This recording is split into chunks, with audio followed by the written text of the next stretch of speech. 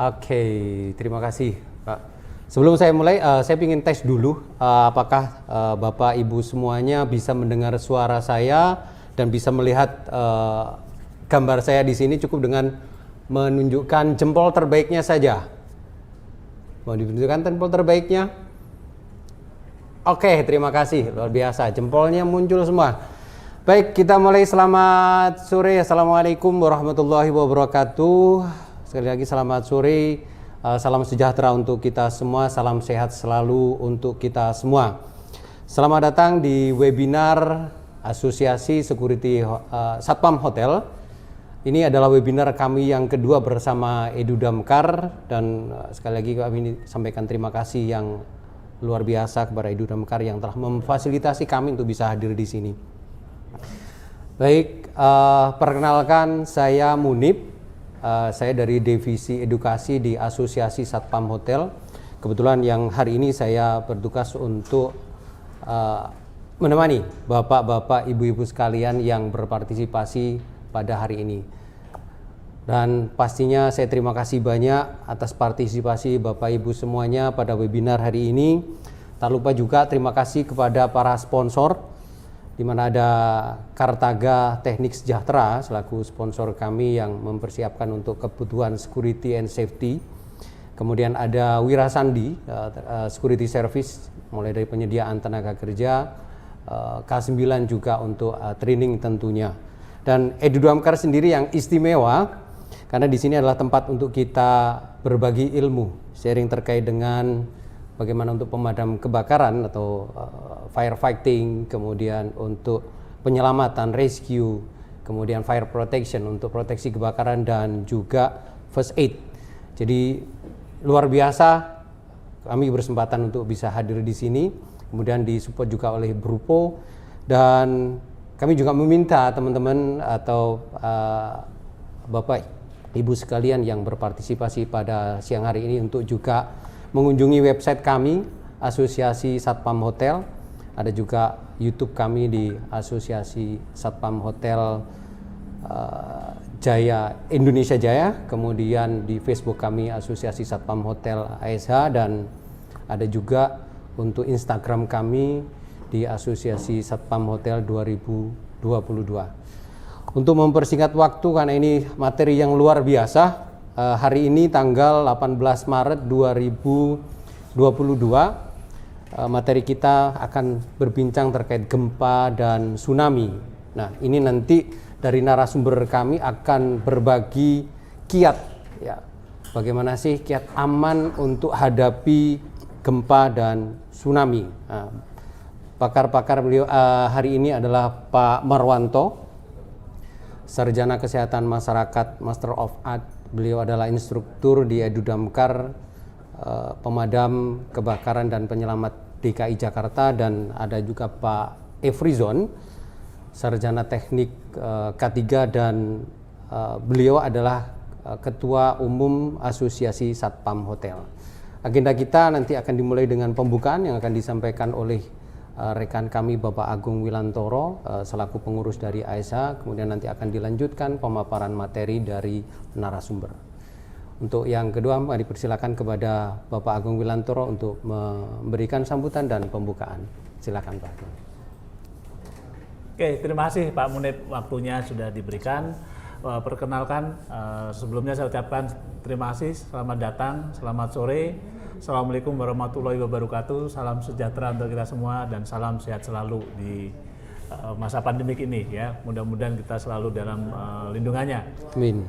Untuk mempersingkat waktu bahwa kerjasama ini akan terus berlangsung antara kita dengan Edu Damkar, dan saya sebagai bagian dari kepengurusan Asosiasi Satpam Hotel, kita akan terus mendorong untuk ke beberapa wilayah supaya kita bisa mengembangkan asosiasi ini ke beberapa wilayah. Saat ini memang kita fokus di Jakarta karena sebelumnya kita memang sudah terbentuk dengan berbagai latar belakang, dan kemudian dengan seiring waktu kita sudah bisa melegalkan asosiasi kita ke Kementerian Hukum dan HAM, dan kita sudah legal sekarang. Karena itu kita akan mengembangkan asosiasi ini ke beberapa wilayah, tentunya dengan support rekan-rekan semuanya.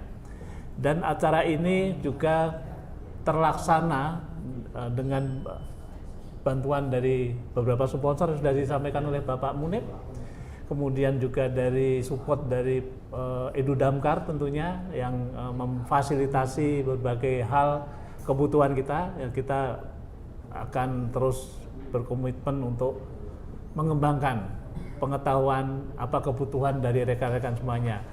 Dan nanti kalau apabila ada saran dan masukan berhubungan dengan apa yang akan kita bahas di webinar-webinar berikutnya, kita dengan senang hati untuk memfasilitasi hal tersebut.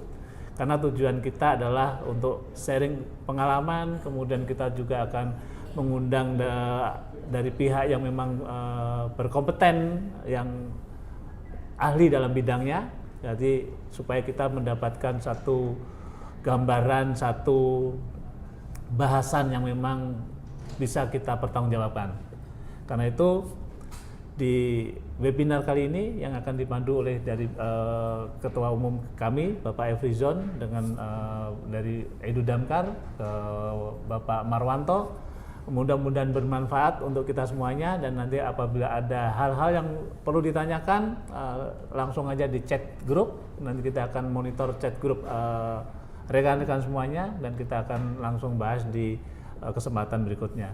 Terima kasih saya ucapkan ke semua pihak yang berkontribusi, juga partisipan yang mensupport hadir. Ya, tanpa partisipan juga acara ini juga tidak akan sukses. Karena itu dengan kehadiran partisipan kurang lebih sudah ada 80 partisipan luar biasa untuk sore ini, yang pembahasan yang sangat-sangat penting karena beberapa akhir ini sering terjadi gempa. Memang bencana yang terjadi di Indonesia kan seringnya kebakaran dan gempa, kemudian mungkin nanti kedepannya kita membahas mitigasi tentang gunung meletus dan sebagainya. Nanti kita akan akomodasi apapun yang menjadi kebutuhan dari rekan-rekan.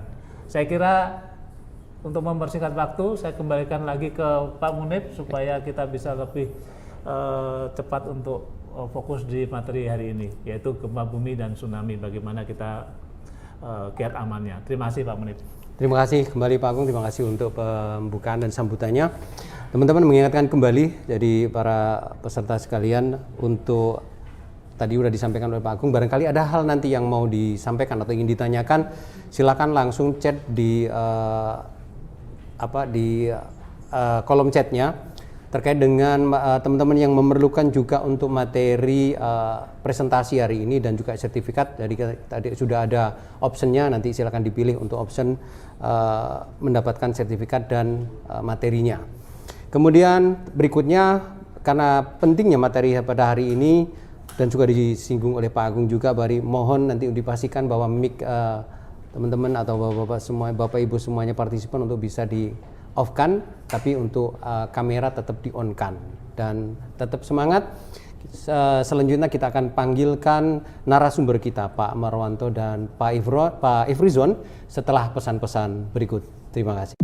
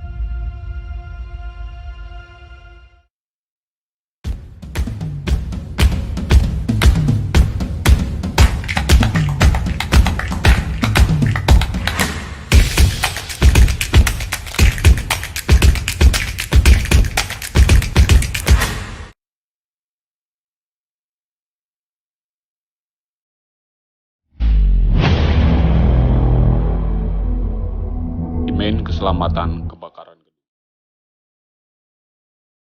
Meningkatkan profesionalisme, pengetahuan, keterampilan, dan kerjasama dalam upaya penanggulangan kebakaran dan bencana lainnya.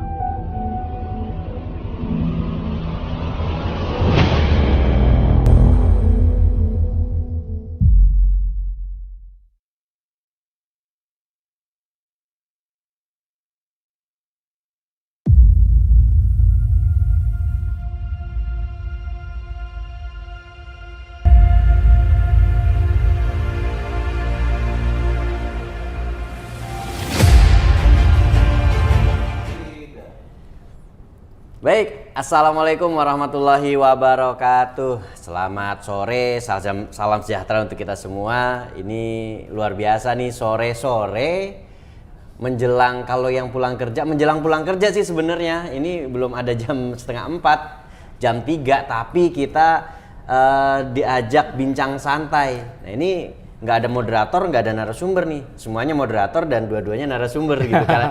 Ceritanya begitu nih, ceritanya nih gitu kan. Dan ini luar biasa, satu kehormatan tersendiri, saya dihubungi Pak Efrizon selaku ketua umum ya Pak? Ya. Ketua Umum Asosiasi Satpam Hotel. Ya. Kayaknya asosiasi, saya baru dengar ini sih, asosiasi Satpam Hotel, mungkin satu-satunya di Indonesia. Nah nanti akan saya coba tanyakan, bener nggak sih seperti itu. Dan kita akan berbicara tentang gempa bumi. Ya kita ngobrolin tentang gempa bumi, bukan gempa buminya sih fokusnya, tapi bagaimana sih kalau kita menghadapi gempa bumi supaya kita tuh merasa aman, nyaman. Karena notabene kita nih hidup atau tinggal di daerah bencana. Ya artinya bahwa di negara kita ini memang semua kemungkinan bencana itu ada. Ya ada yang bilang katanya kita supermarketnya bencana, tapi ya nggak gitu juga, karena memang bencana itu ya sudah kehendaknya Allah yang Maha Kuasa gitu ya. Ya. Gimana kabarnya Pak Efrizon? Kabar baik, Muhammad Tawak, bagaimana kabarnya? Alhamdulillah saya juga baik nih Pak Siap. Efrizon. Ini terima kasih banget nih Pak Efrizon sudah mengundang saya, mengajak saya untuk bincang santai dan juga memberikan pengetahuan ke teman-teman nih Pak Efrizon. Betul sekali. Karena sekarang kan sering terjadi gempa bumi. Iya kemarin di Jepang Pak Efrizon. Iya. Iya. Tidak hanya Jepang aja, di Indonesia juga di gempa Indonesia, bumi. iya. Sebelumnya kan di Pasaman. Iya. Dan tim DKI Jakarta juga ngirim ke sana nih Pak Efrizon. Alhamdulillah. Alhamdulillah. Iya, Dan saya sudah- sebagai putra dari Sumatera Barat mengucapkan terima kasih bantuan dari DKI. Siap. Pak Efrizon dari Sumatera Barat ya Pak Betul Efrizon sekali, ya. betul sekali. Sumatera Barat itu kan orang kenalnya Padang Iya. itu kan suku kali atau apa ya Pak Efrizon ya? Ya, Padang nama daerah. Nama daerah ya, nama daerah. Tapi orang kalau namanya Sumatera Barat identik dengan Padang. Siap. Iya. Ibu kotanya. seperti Ibu itu. kotanya Siap. gitu ya Pak Efrizon. Oke Pak Efrizon, pertama-tama yang mau saya tanyakan, apa sih motivasinya menyelenggarakan bincang santai ini Pak Efrizon? Oke. Tadi pertanyaan pertama dulu ya tentang Ya. ASA ya. Oh iya, Ya. ASA ya, ASA. Oke, sebenarnya ASA itu dulu namanya Asosiasi Security Hotel. Asosiasi Itu Security Hotel. Itu Agak- udah lama, agak akhirnya ke-Inggris-Inggrisan ya? Iya, akhirnya berganti dengan Aspari. Kenapa? Karena Chief Security Manager dari perkumpulan ada dari hotel dan ada dari apartemen. Akhirnya diganti Oke. menjadi Aspari. Aspari. Nah, kita coba dengan pengurusan saya sekarang mencoba didaftarkan supaya lebih legal gitu, supaya bisa koordinasi dengan semua pihak. Akhirnya diganti namanya, nggak boleh pakai bahasa Inggris. Security oke. gitu. Akhirnya ganti nama Asosiasi Satpam Hotel. Hotel. Tapi semua perkumpulan ya, perkumpulan dari Chief Security Manager Hotel dan Apartemen. Oh, jadi bukan hanya security dong, Pak? Security, tapi yang kan terdiri dari ada hotel, manajemen. Oh, hotel oke. dan apartemen seperti Hotel itu. hotel dan apartemen. Iya. Untuk sementara baru ada di Jakarta, moga-moga nanti di provinsi yang lain nanti kita coba nanti buka wilayahnya seperti itu. Amin, amin. Semoga nanti security nanti lebih profesional lagi. seperti Ujung itu. tombak nih, security juga merupakan ujung tombak, Pak. Siap. Iya. Oke. Itu pertanyaan pertama ya, Pak. Pertanyaan pertama, oke. Pertanyaan kedua, kenapa kita adakan untuk webinar ini Iya. kerjasama dengan Indit Bangkar. Satu, kita melakukan tanya sama anggota keperluannya apa aja. Kebutuhannya mereka training. Pertama MKKG kita udah adakan ya kemarin. Iya, kemarin dengan Pak Tasor. Iya, Pak Tasor. Iya. Yang kedua, poin kedua yang tertinggi itu adalah masalah gempa bumi. Kenapa gempa bumi? Karena sering terjadi gempa bumi. Kedua, pada umumnya dunia perhotelan apartemen udah punya SOP. Ya. Ini kita bicara santai ini supaya ada tambah-tambahan apa aja sih gitu dari poinnya dari Damkar yang bisa kita implementasikan di lapangan. Setelah itu supaya nanti teman-teman yang lainnya juga tidak panik di saat gempa bumi, mereka nanti tahu yang harus mereka lakukan sebelum, sedang dan setelah, kan seperti itu. Iya, apalagi nih seorang satpam atau security itu kan juga merupakan role model kalau dalam keadaan darurat. Ya. Ya kan? Oh nih, gini deh, kalau ada apa-apa pasti yang dicari mana nih satpamnya nih, mana nih security-nya nih. Siap. Dan biasanya security juga merupakan bagian dari tim tanggap darurat. Begitu kan ya Pak ya? Ya, setuju sekali. Betul. Nah, maka kita adakanlah ini. Nanti poin yang ketiga nanti adalah tentang SMP, sistem manajemen pengamanan untuk hotel. Nanti kita kerjasama juga dengan pihak kepolisian, Sistem manajemen pengamanan. Oke. Oke, menarik banget nih kayaknya. Sekarang kita pada topiknya kita lagi nih ya. Betul nih, gini nih. Nanti pada topik kiat aman hadapin gempa gini. Ya, betul, Gitu. Pak. Oke, Pak Mawanto nih mau nanya nih ya. Oke. Karena Indonesia kan nih sering terjadi gempa bumi nih. Kenapa sih bisa terjadi seperti ini, Pak? Bisa ceritakan nggak Pak gitu? Iya. Jadi gini, Pak, dari mungkin kita sudah lama kan. Kalau yang kita ngomongin gempa bumi itu mungkin kalau dulu waktu saya kecil tuh di kampung saya namanya lindu. Lindu ya gitu kan. Jadi kalau ada bukan rindu ya? Bukan. Kalau rindu tuh kangen, Pak. Kangen. Nah, tapi kalau ada lindu tuh malah jadi berantakan deh gitu kan. Nah, gempa bumi itu kenapa kok bisa terjadi gitu ya. Nah, ini kalau kita lihat di slide bisa ditayangkan ya Mas Wahid ya, slide-nya ya, itu yang slide kedua itu bahwa kita tuh sebenarnya bukan hanya Indonesia, tetapi bumi itu sebenarnya kan bergerak.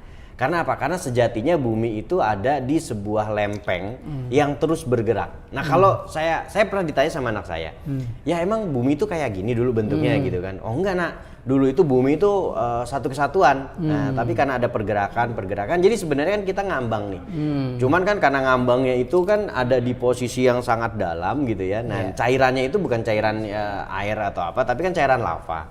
Nah, kalau kita ngelihat di peta nih Pak Efrizon, Indonesia itu ada di beberapa lempeng. Nah, ini menurut BMKG ya, itu ada lempeng Indo-Australia, kemudian ada Eurasia, kemudian ada lempeng Pasifik, dan ini terus bergerak Pak. Lempeng-lempengan ini kan terus bergerak. Nah, karena pergerakan itu bisa menyebabkan lempengan itu ada yang saling mendekat, ada saling menjauh, bahkan mungkin ada saling mendesak. Nah, desakan atau gerakan atau regangan tadi menyebabkan sebuah getaran. Nah, getaran itu yang dirasakan oleh kita yang disebut dengan gempa bumi. Dan ketika sudah bergerak, ya berasa Pak kayak kemarin. Gitu. Tapi terjadi gempa bumi di tempat lain belum tentu terjadi, kita rasakan dong Pak. Belum tentu. Iya, belum tentu. Karena kan ya sama kayak gelombang aja Pak. Nah, ketika gelombang kan semakin jauh, gelombang itu kan semakin kecil. Betul. Gitu kan. Nah, mungkin sampai sih gelombang tersebut atau getarannya itu sampai, cuman nggak terasa oleh kita, tidak berdampak kan gitu ya, tidak berdampak. Nah, ini yang cukup menarik nih di negara kita. Nah, kalau kita lihat nih Pak Efrizon, ini dari lempeng Indo-Australia, kemudian ada lempeng Pasifik, itu kan saling mendekat. Nah, saling mendekat, konon katanya kita sama Australia itu sudah semakin dekat nih. Ya hampir ya tambah 5 cm Pak. Katanya begitu. Berarti kepulauan Indonesia nih sangat rawan dengan terjadi gempa bumi ya Pak ya? Dan salah satunya, kalau berdasarkan lihat lempeng tersebut betul, salah satu cirinya adalah adanya gunung-gunung berapi. Nah, karena ada lempengan bergerak tadi, itu menimbulkan dampaknya salah satunya adalah adanya gunung Merapi gitu kan. Nah, itu kan kalau kita lihat di Pantura, itu kan pantai utara ya, pantai utara itu kan lebih banyak tuh gunung Merapinya, gunung berapinya. Makanya Kalimantan itu bisa dikatakan relatif aman karena memang lempengnya masih stabil gitu kan. Ya, seperti itu. Ini berdasarkan sepengetahuan saya. Mungkin teman-teman mungkin punya pengalaman yang lain gitu kan Pak. Ya, seperti itu. Nah, gitu Pak. Gempa bumi bisa nggak Bapak jelasin karakteristik gempa bumi itu apa aja sih Pak? Kayak gitu. Jadi karena sampai sekarang kan ini dia susah ya Pak untuk memprediksi kapan terjadi gempa bumi ya. Sampai Kapan, sekarang sih ya. belum ada Ada yang teknologi. bisa menentukan nggak Pak kapan terjadi gempa bumi? Kalau bisa kita buat kalendernya gitu Pak. Kalau bisa sih begitu nih Pak. Gitu. nih. Nah, karakteristiknya bagaimana nih Pak? Ya, Bisa jadi jelasin kan nggak, gini, Pak? kalau gempa bumi itu apa sih sebenarnya gitu kan? Ya. Karena adanya pelepasan energi yang besar secara tiba-tiba. Jadi ibaratnya gini, kalau saya ibaratkan kalau misalnya ada satu lempengan dengan lempengan gitu ya, kemudian ini saling mendesak. Nah, ketika sudah saling mendesak, yang satu masuk, yang satu keluar kan, kalau ibarat itu kayak lepas gitu lempengannya, sehingga dia akan menimbulkan gelombang. Nah, kemudian umumnya gempa bumi itu jarang sekali durasinya tuh lama. Sebentar, cepat, dan nggak bisa diprediksi. Nah, itu yang jadi masalah tuh, nggak bisa diprediksinya itu. Iya. Karena apa? Karena memang ya adanya di bawah bumi itu yang pertama. Sampai sekarang juga teknologinya juga memang belum ada kan Pak. Nah, tetapi kan manusia bisa melihat, memprediksi bahwa disinilah kemungkinan terjadi gempa bumi. Kapan? Nah, kalau kata guru ngaji kan, kapan itu terjadi? Ya kan gitu. Tanyakan pada rumput yang bergoyang. Oh kan, ya, gitu. begitu. Bukan tanyakan ke pihak damkar bukan ya Pak?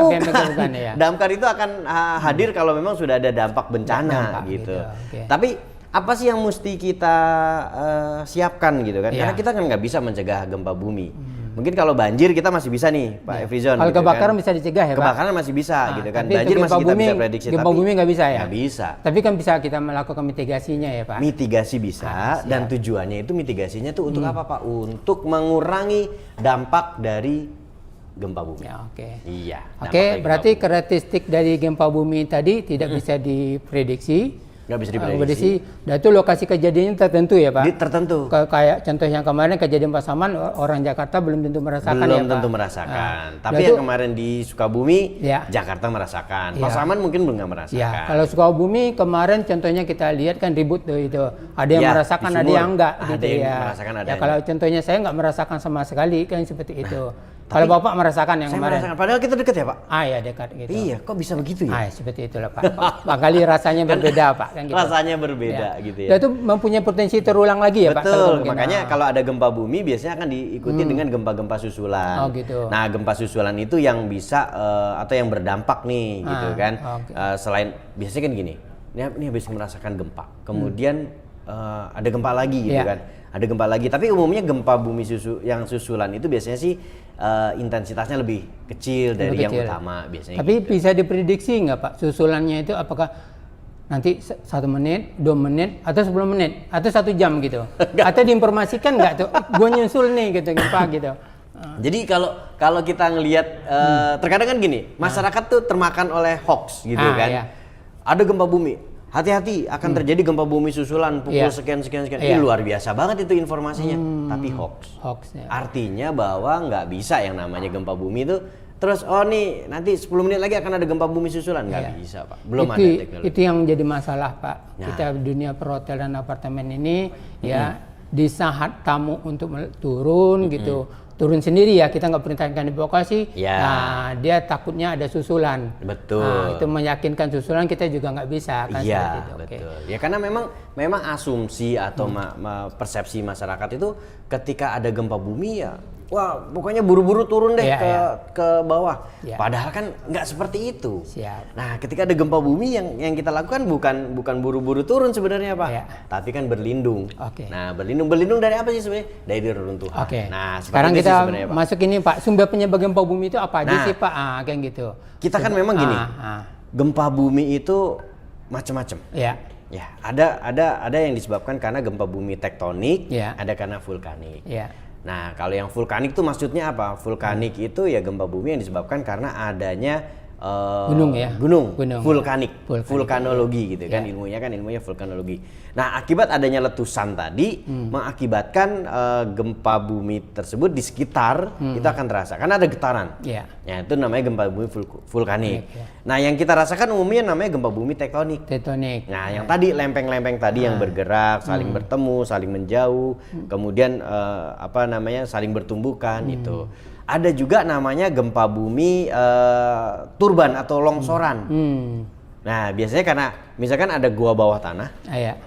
yang nggak kelihatan gitu kan, atau ada rongga di bawah tanah kemudian runtuh, nah itu bisa menyebabkan itu gempa bumi. Sama seperti ini Pak, kayak kejadian yang di anak Gunung Krakatau itu diduga akibat adanya longsoran bawah laut, akibat apa namanya yang terjadi erupsi gitu kan, kemudian terjadi longsoran, kemudian ada getaran di sana, terjadi gempa, kemudian menimbulkan tsunami. Untuk daerah Jakarta ini biasanya karena vulkanik atau tektonik atau kenapa nih terjadi sering gempa bumi Pak? Nah, kalau Jakarta gunungnya nggak ada ya Pak ya? Gunung nggak ada ini Gunung Sahari Pak. Oh, Gunung Sahari ya. Nah, itu gempanya gede ya. Ya, gunung gede di ini kan. Ya. Nah, kalau di Jakarta secara umum kan nggak ada gunung. Iya. Ya. Terus yang kedua, kalau dari katanya kan memang nggak ada lempengan yang bergerak, tapi Jakarta merasakan dampak dari gempa-gempa di sekitarnya. Tapi kalau kita membaca sejarah, memang Jakarta juga dulu pernah katanya begitu ya. Nah, apakah ada tektonik atau vulkanik atau turban atau longsoran tadi? Ya kemungkinan dampak itu bisa Pak. Oh gitu. Ya kan, dari vulkanik ada anak Gunung Krakatau, ya kan. Kemudian itu yang aktif ya, erupsi terus gitu kan. Kalau tektonik ya kita bisa merasakan gitu kan. Nah, kalau turban ya kita nggak tahu nih di bawah ini ada apa gitu kan. Nah, seperti itu ya sangat-sangat memungkinkan. Gitu. Kalau menurut saya seperti itu. Nah, tadi kita udah bicara tentang apa itu gempa bumi, karakteristiknya dan lainnya. Sekarang apa sih Pak? Apa saja akibat dari gempa bumi ini? Akibatnya ya, sehingga kita bisa melakukan mitigasi ini supaya teman-teman kita dari ASA yang punya gedung yang lainnya mereka lebih paham. Betul. Ya, betul silakan, Pak. Nah, ini menarik nih Pak, karena gini. Karena ketika nanti kita ngomongin dampaknya seperti apa, Pak Efrizon juga kan nanti juga berpartisipasi dalam arti ini terjadi gempa bumi di sini, berarti harus ngapain. Yang jelas kalau terjadi gempa bumi yang pertama akan menimbulkan kerusakan pada bangunan. Konon katanya gempa bumi dengan kekuatan 4 skala Richter itu sudah mampu membuat bangunan rusak. Tergantung dari struktur gedungnya juga ya. Tapi 4 skala Richter itu konon katanya sudah membuat kaca-kaca pecah gitu. Gitu. Nah, bisa jadi kalau memang bangunannya nggak kuat ya bisa runtuh. Lebih dari itu konon katanya kan akan membuat bangunan runtuh. Nah, itu kan tergantung dari jaraknya juga atau bagaimana Pak? Dari pusat gempa, kita bicara dari pusat gempa ya, dari pusat gempa. Nah, dari pusat gempa, semakin dekat dari pusat gempa berarti kan kerusakannya semakin kuat, semakin parah gitu. Nah, kemudian dampak dari gempa, sebenarnya kan gempanya itu tidak mematikan Pak. Gempanya tidak mematikan, tapi dampak dari gempa tersebut bisa mematikan, bangunannya runtuh, kemudian timbul tsunami kalau dia di tengah laut terjadi gempanya, kemudian bisa terjadi kebakaran kalau pada saat gempa kemudian ada percikan, ada bahan yang mudah menyala, mudah meledak, bisa terjadi kebakaran. Bisa juga kaca-kaca gedungnya banjir, juga pecah gitu. Nah, itu yang tentunya yang perlu kita antisipasi. Nah, ini yang perlu kita antisipasi karena itu bisa terjadi. Bisa jadi pipa-pipanya juga pecah ya Pak. Betul. Pecah. Banjir ya. Banjir mungkin Pak. Mungkin karena banjir di dalam karena pipanya pecah. Iya, banjir di dalam gedung gitu ya. Banjir di dalam gedung. Nah, itu bisa juga terjadi seperti itu. Nah, itu. Ya, tadi Bapak bicara tsunami tadi ya, akibat dari gempa bumi juga menimbulkan tsunami. Tsunami itu apa sih? Gitu, supaya dari teman-teman juga tahu, khususnya nanti barangkali ya teman-teman yang ada di hotelnya di pinggir pantai atau apa kan seperti itu. Iya, betul. Jadi tsunami itu kan awalnya tahun 1896. Itu kalau nggak salah di salah satu teluk di Jepang ya, di pelabuhan Sanriku Jepang. Nah, itu terjadi sebuah gelombang besar. Nah, Su itu kan teluk, Nami itu gelombang besar sebenarnya Pak. Nah, bahasa itulah yang digunakan di dunia untuk menggambarkan adanya gelombang besar dari laut yang datang secara tiba-tiba akibat dari gempa bumi. Oh gitu. Nah, itu. Jadi seberapa besar sih tsunami? Ya memang kembali lagi tergantung daripada gempanya. Ya. Di Aceh sampai ke Thailand. Kan gelombangnya sampai ke Thailand gitu kan. Kemudian di Fukushima Jepang itu kan Jepang udah siap seperti itu Pak. Ketika terjadi tsunami juga luar biasa, airnya kan pindah semua gitu kan. Nah, ini tapi terjadinya ketika gempa tersebut ada di laut. Nah, ini gempanya terjadi gimana nih gitu kan. Ya tergantung lagi jenis gempanya apa, tapi kemungkinan semuanya bisa menyebabkan terjadinya tsunami. Seperti itu. Penjalarannya bagaimana Pak? Jadi Kalau tsunami itu kan kalau mungkin kalau yang di tengah laut nggak akan terasa, Pak. Ya, jadi penjalarannya itu semakin mendekati pantai, itu kecepatannya akan semakin tinggi. Gelombangnya juga semakin besar karena kan energi yang terkumpul itu kan harus terlepas. Nah, ketika posisinya dia dalam, energinya masih bisa diredam, ditahan karena kedalamannya. Tapi semakin ke pantai kan semakin cetek. Tapi energinya tetap kan gitu ya. Energinya tetap. Nah, akibatnya apa? Tingginya semakin tinggi gelombangnya, kemudian kecepatan dorongnya juga semakin tinggi. Dampaknya juga semakin besar. Betul. Nah, ini juga perlu, artinya gini, pihak pengelola gedung itu juga perlu memperhatikan ketika terjadi gempa bumi di pinggir laut gitu kan, lokasinya di pinggir laut, perlu nggak memutuskan untuk evakuasi?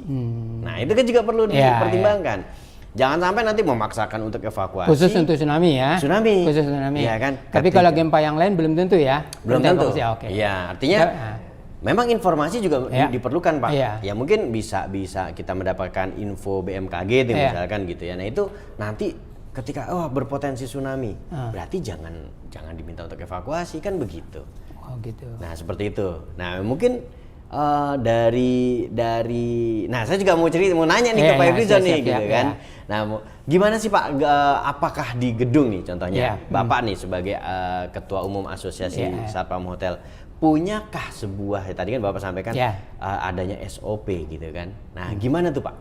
Oke. Nah, jadi apakah ada SOP ketika ada gempa itu para pengunjungnya itu diapain gitu seperti itu? Oke.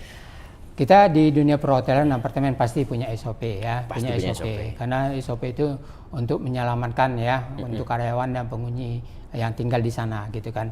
Khusus untuk gempa bumi otomatis kita ada SOP-nya, apapun lah kejadian, mau kebakaran gitu kan, mau aksi shooter, mau huru-hara, termasuk gempa bumi ada lakukan persiapan, ada yang sebelum, sedang dan setelah.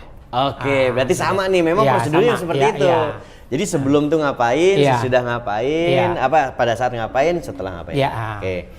Nah, kemudian apa lagi Pak? Ya, itu nanti kita jelaskan nanti kegiatannya apa, yang sebelum apa aja yang harus kita lakukan. Kan seperti itu. Sedang terjadi gempa bumi apa aja, dan setelah apa, kan seperti itu. Ini menarik nih Pak nih. Nanti kita perdalam lagi nih. Jadi di sini enaknya kita ketemu dengan praktisi begini nih. Jadi pengalamannya apa, kemudian bagaimana menyikapinya dan lain sebagainya. Ini kita bisa saling sharing nih teman-teman nih gitu ya. Oke. Nah, itu bagaimana mekanisme dari tsunami kemudian gempa bumi itu seperti itu, Pak. Nah, itu gitu. Nah, sekarang gini, gantian ya Pak, saya nanya ini. Oke, siap Pak. Moga-moga saya bisa menjawab ya. Nah, ya kalau enggak bisa jawab kita bikin PR, Pak. Iya, friend ya nanti ya kan gitu. Kalau friend. Oke, ngomong-ngomong kita sampai jam berapa nih, Pak?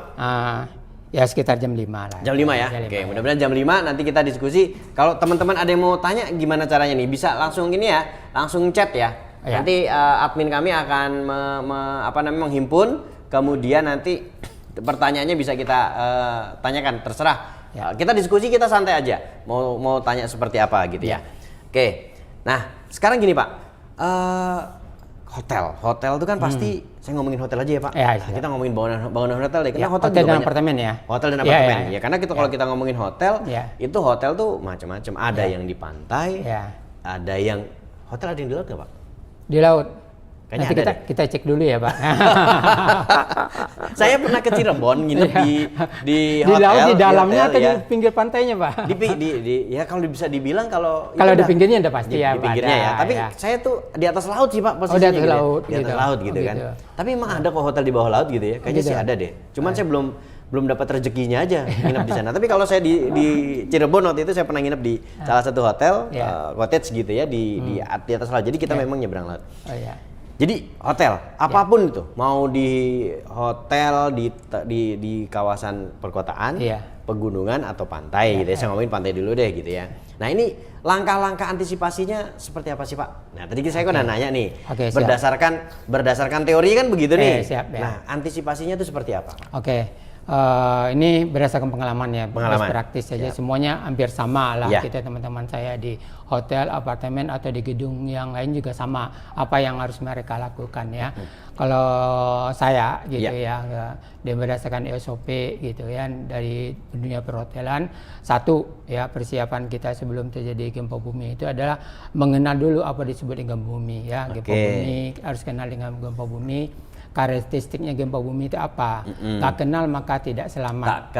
Tak kenal Maka tidak selamat. Bukan tidak sayang bukan ya. sayang ya, Kita tapi kenal selamat. dulu ya. Ini Kita kenal dulu menarik gempa nih, bumi gitu. maka kita akan selamat ya. Tidak selamat, Kalau betul. Bapak nggak kenal maka tak sayang. Kalau saya ke bencana nggak kenal maka tidak Maka tak selamat. Kayak Iya. situ. Kedua, kenali lingkungan tempat kita bekerja. Ya, tempat kita bekerja kita harus kenal gitu ya.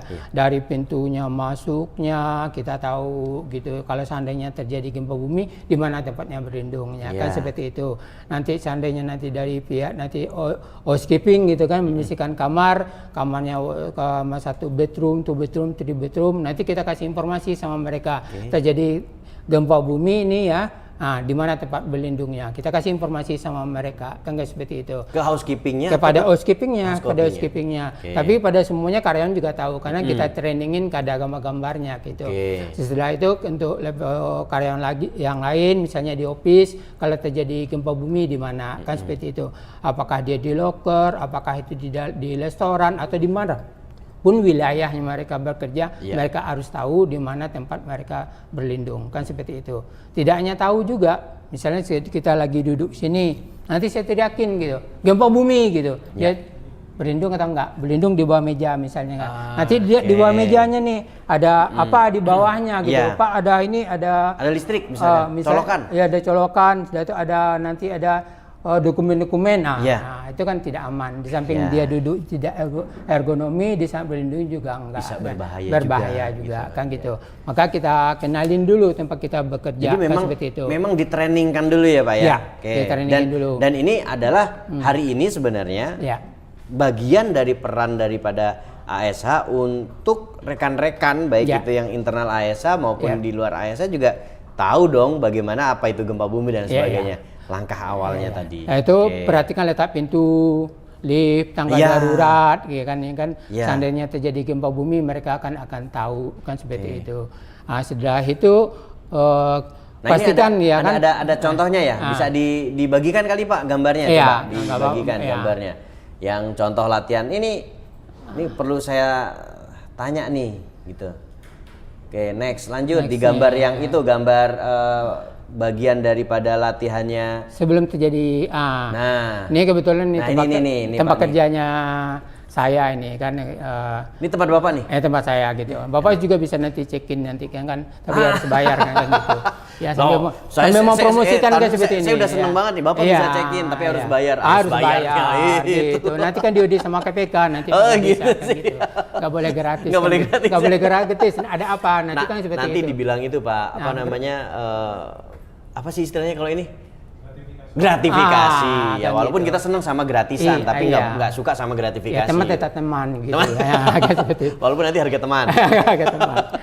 Oke, ini contoh di tempat Bapak nih. Tempatnya kita. Sehingga karyawan tahu di mana mereka itu berlindung gitu.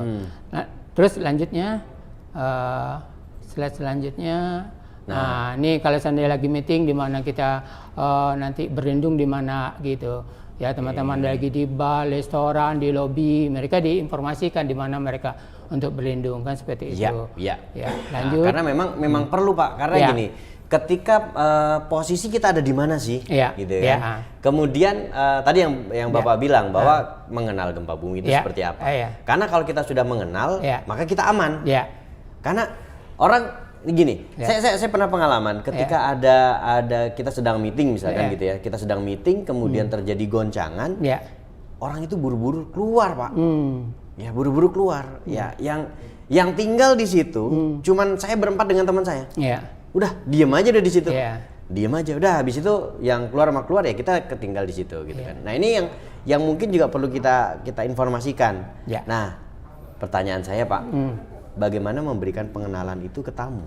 Ya, nanti ada slide nih ini oke, ya. Slide-nya kita kan ini sebelum-sebelumnya nih Pak, supaya nanti dapat gambaran dari teman-teman kita kan seperti itu Pak. Nah, nanti ini tadi yang saya sampaikan ini penting nih, penting ya. letak pintu, tangga darurat, lift, tangga ya. darurat, Ya. betul. Nah, terus Nah, ini makanya teman-teman ketika ke hotel itu jangan cuma dilihat enak nggak kamarnya. ya. Ya, ini penting nih. Kemudian Check-in cari diskonnya aja cari ya. diskonnya gitu kan. Kemudian fasilitasnya apa. Tapi coba deh ketika masuk ke dalam bagian room gitu kan. Nah, ini menarik nih Pak nih seperti Bapak gambarkan ini gitu kan. Oh, ini ada tulisan exit itu kelihatan tuh. Iya. Ya. Karena jujur kalau hotel tuh kedap banget loh Pak. Ya kan? Saya nginep tuh kalau di hotel tuh kedap sebelah tuh kan nggak keren. Memang cara kan nyaman kan gitu ya. Ketika terjadi satu keadaan darurat, wajar Pak. Bayarannya juga mahal. Ketika nyaman kita keluar, aman itu mahal Pak. Iya, betul. Ya. Ketika kita keluar kita cari exitnya. Iya. Ya, oke. Dan ini seluruh karyawan dibekali itu ya Pak? Iya. Oke. Sama aja karena teman-teman dari ASA juga akan melakukan, gedung-gedung juga melakukan. Terus pastikan tangga darurat ini ya, tangga darurat ini teman-teman dari housekeeping kerjasama dengan security gitu kan.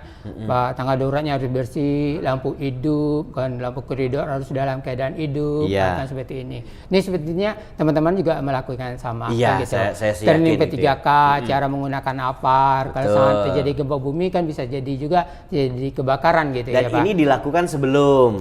Nah, betul. Nah, itu pelengkap-pelengkapannya apa aja kan seperti itu. Ya. Terus nih penting nih Pak mencatat nomor-nomor telepon ini. Nanti Bapak koreksi nanti Pak. Ini dari seginya dari kita nanti ya apakah ini benar nggak kita persiapannya kita. Nanti Bapak tolong tambahkan juga gitu kan. Ya ditambah nanti poin nomor 7-nya tuh mencatat nomor telepon nih penting nih ya. Nomor telepon. Nomor telepon. Nah, ini betul nomor telepon. Tapi sayangnya gempa bumi semuanya juga bisa dihubungin nggak Pak? Ini telepon nih damkar gitu. Damkarnya juga berlindung juga gitu. Gitu. Ya siapa yang mau angkat telepon kan seperti itu. Ini menarik Pak, menarik nih. Saya stop dulu di sini nih Pak nih.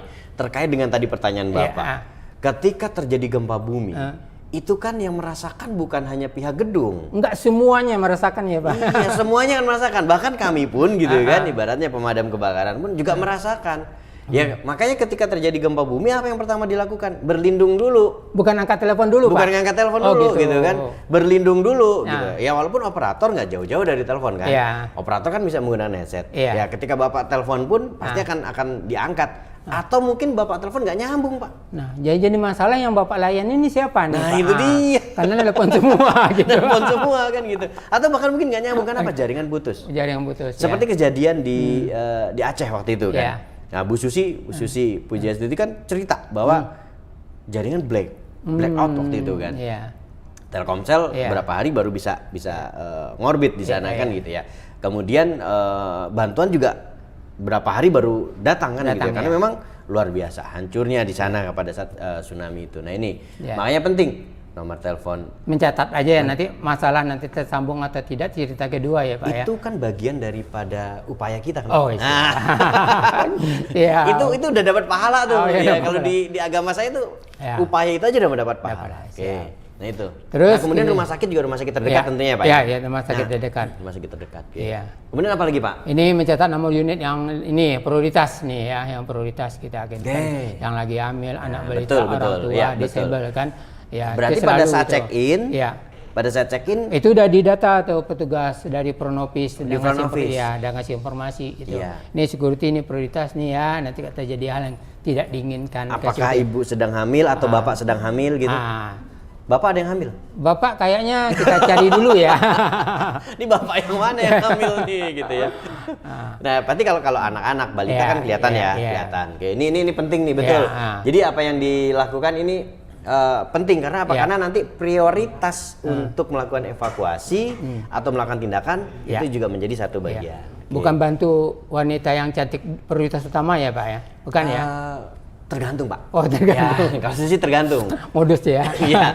Kalau misalkan yang lainnya sudah kan gini, kalau ada di pemilahan pasien itu kan ada namanya trias. Iya. Kalau yang udah hitam semua, yang yang merahnya itu yang cantik, yang merahnya yang cantik. Oke. Yang kita prioritaskan, Pak. Oke, kita balik lagi. Balik ke sini. Kan mancing-mancing nih. Oke, siap. Nah, ini poin 9 ya, stok air ya. Ini Oke. kita stok air minum ya, kemasan botol atau apapun ya, penting ya. Itu menyimpan bahan yang mudah terbakar nih pada tempat yang tidak mudah pecah nih penting ya sekali-kali ya Pak ya. Iya, benar ya, betul, akibat betul, jadi iya. kebakaran bisa juga Iya, akibatnya kebakaran seperti itu ya. pecah. Ini bukan hanya yang mudah terbakar, Pak. Nah. Tapi juga bahan-bahan yang berbahaya, saya Berbahaya, sarankan. Jadi entah itu yang sifatnya korosif gitu kan, kemudian yang mudah menguap gitu kan, yang beracun. B3 ya, B3 ya. Pokoknya B3. Iya, oke, Nah, siap. bahan-bahan B3 itu simpannya di tempat yang tidak mudah pecah. Nah, oke. Oke. Obat-obatan dikonsumsi secara teratur dan anggota keluarga. Ini bisa jadi untuk di rumah juga Ya, ya. ini di Kita rumah, betul, gitu ya. betul. Ya, karena kalau di tempat hotel itu kita nggak nyiapin Pak. Iya, ini buat P3K aja, tapi obat untuk diminum nggak boleh Pak. nggak boleh ya, Iya, beda iya, karena kan beda. kebutuhan saya dengan Iya. kebutuhan Bapak mungkin saya asam urat, Pak. Iya. Obatnya. Iya. Ya kalau Bapak mungkin asam lambung. Sama-sama asam. Misalkan Iya. begitu, ya. Oke.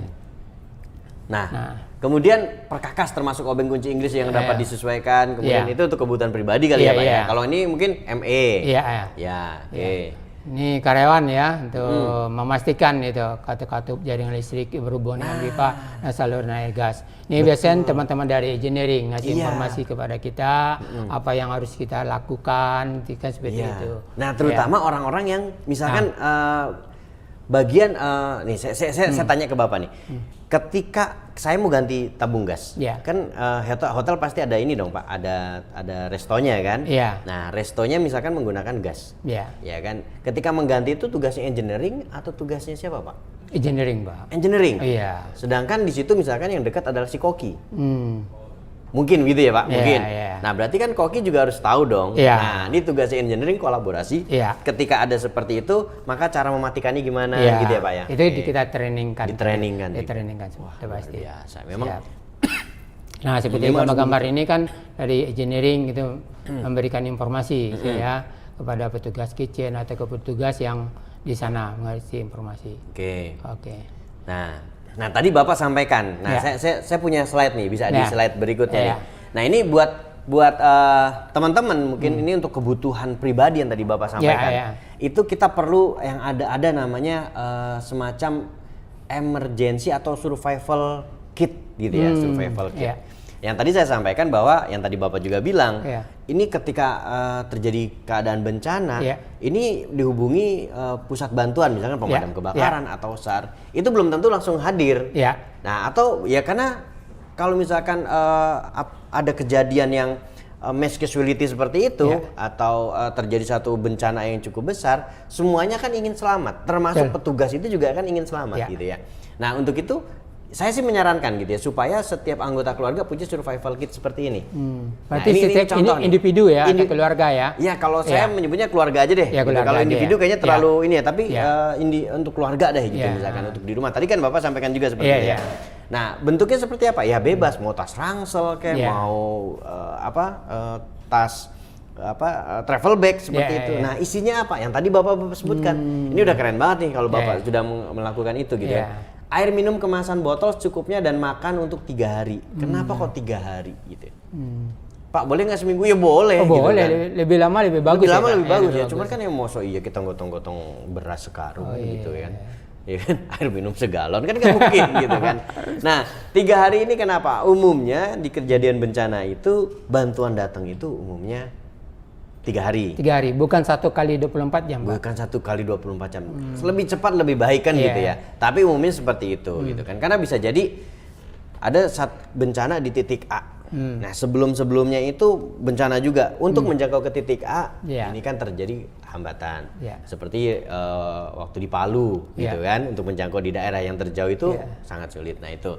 Makanya paling tidak satu keluarga itu minum. Tadi yang Bapak bilang Iya. obat-obatan. Kemudian senter atau Iya. senter yang dilengkapi baterai tambahan. Apalagi sekarang kan senter gampang. Iya. Colok itu udah bisa ngecas gitu kan. Kemudian peluit Pak. Security Bapak dilengkapi peluit. Belum Pak, barangkali sekutinya Pak Kiran barangkali Pak. Oke. Tapi kita nih, saya secara pribadi kemana-mana bawa peluit Pak. Oh gitu. Iya, jadi kalau misalkan lagi agak bengong gitu, saya parkir di Indomaret atau di apa gitu kan, peluit ya lumayan 2.000 Pak. Lumayan 2.000 gitu ya. Gunanya apa nih Pak untuk peluit ini Pak? Kalau seandainya untuk di dunia perhotelan ini ada apartemen apa nih gunanya? Sebenarnya gini, peluit apakah itu sebagai alat komunikasi? alat komunikasi. Kayak seperti itu. Iya, komunikasi. betul. Berarti kita belajar dulu ya Pak, Iya. bunyi peluitnya, minta Peluit tolong seperti bagaimana, apa seperti gitu ya. apa. Bukan asal bunyi aja ya. Bukan asal bunyi, tapi gini, ini untuk masyarakat awam. Iya. Artinya peluit saya contohkan misalnya, anak saya itu di tasnya saya cantolkan peluit. Iya. Yang peluit yang pipa kecil gitu Pak, saya cantolkan peluit. Ya kenapa sih kok pakai peluit gitu kan? Ya mungkin anggota Bapak diwajibkan Pak harus punya peluit gitu kan. Iya. Cuman buat gantungan, jangan buat ini yang kecil yang sekarang bentuknya macam-macam. Nah tujuannya untuk apa? Seandainya kita kan nggak tahu. Iya. Ketika terjadi satu bencana, bangunan itu runtuh. Nah, ketika bangunan itu runtuh, maka kita memberikan sinyal kepada petugas yang ada di luar itu menggunakan peluit kalau kita masih bisa bernafas, ibaratnya gitu ya. Tapi kalau kita nggak punya peluit, kita teriak-teriak bisa jadi nggak kedengeran Pak. Yang pertama, yang kedua, sardok. Anjing pelacak atau anjing penyelamat itu kan dengan bunyi tertentu mereka kan lebih sensitif daripada kita. Nah bisa jadi peluit itu juga ada frekuensi tertentu sehingga bisa didengar. Nah tujuannya itu sebenarnya. Oh ya. Gitu. Jadi peluit itu juga penting. Ya terima kasih Pak, ini masukannya luar biasa nih Pak ya. Kemudian penting juga Pak pembalut. Pembalut khusus untuk wanita ya. Untuk wanita. Kalau Bapak pakai. Karena ada beberapa laki-laki yang pakai pembalut Pak. Gitu ya. Iya. Ya berarti udah menulah itu ya. Udah menulah. Siap. Nah, ini kenapa kok seperti itu gitu kan? Ya paling tidak disiapkan satu pak atau berapa gitu disiapkan dalam emergency bag. Ini saya ngomongin emergency survival kit ya Pak. Jadi di situ untuk apa? Untuk kebutuhan si keluarga tersebut. Kita kan nggak tahu. Bentar deh, lagi mens nih, jadi nggak usah ada gempa dulu kan nggak bisa begitu. Kapan aja bisa terjadi. Dan itu satu kebutuhan dasar. Oke, dan luar biasa Pak Efrizon, gedungnya sudah mempersiapkan itu semua gitu ya. Oke. Nah kemudian biasanya kan di gedung-gedung itu juga kan ada ini ya Pak, di hotel atau di apa itu kan ada lemari, apa segala macam. Nah itu kan perlu diantisipasi tuh Pak. Karena pengalaman ketika nggak usah ini deh Pak, nggak usah gempa, kebakaran aja, kadang suka itu rubuh sehingga mengalami itu. Nah, apakah itu juga dilakukan Pak di tempat Bapak? Ya, karena kalau di hotel apartemen itu pasti Pak, karena dari desain awalnya dia dipastikan itu aman Pak. Pasti posisinya lemarinya nempel ke dinding, bisa jadi lemarinya nggak kelihatan gitu kan nempel sehingga kelihatan indah gitu kan. Sejajar biasanya sejajar gitu kan gitu. Kecuali kalau di rumah-rumah jadi perhatian ya Pak, jadi pembatas kan jadi seperti pembatas, itu. Betul. Ya nanti itu dilakukan gitu. Nanti barangkali Bapak saya sering nginap nih di hotel nih, sekalian checklist itu Pak nih, memberikan masukan kepada manajemen di mana check-in gitu. Tergantung kan. bintangnya Pak. Gitu ya. Ya tergantung bintangnya sih memang. Iya. Kalau ya gitulah. Ya, tapi jadi penting untuk teman-teman kita bahwa lemari itu penting. Harus menempel. Kalau terjadi gempa bumi, bagaimana ada goyang atau enggak, atau menyimpan tempat-tempat yang beratnya harus taruh di bawah, jangan di atas. Kalaupun ada lemari harus dikunci. Takutnya dari film-film kabinet ada buku-buku atau yang lain jatuh. Kan seperti itu. Itu pasti teman-teman dari dunia perhotelan apartemen atau gedung yang lain memperhatikan latihan seperti itu. Tapi kan ini juga sebagai informasi dasar buat masyarakat Pak. Artinya bahwa kok kenapa sih lemari di misalkan ada nggak sih hotel yang punya perpustakaan ruang baca gitu Pak misalkan gitu kan? Kenapa kok mesti dikunci? Nah tujuannya kan itu seperti itu gitu kan. Kalau biasanya di rumah-rumah jadi pembatas ya Pak antara ruang tamu dengan ruang makan ya. Bisa jadi seperti itu. Jadi kayak apa ya? Kayak tempat lemari tempat lemari gitu ya, bufetnya seperti itu gitu kan. Tapi juga nggak apa-apa, yang penting aman ya Pak, dikasih ini. Ya harus kuat. Jangan sampai nanti gini. Kan kalau kita di perpustakaan misalkan ada lemari, rak-rak buku gitu kan. Nah, itu ketika dia jatuh, satu menimpa yang lainnya kayak efek domino, Pak. Siap. Ya, jadi langsung geletak semuanya gitu. Makanya perlu penguatan gitu. Oke.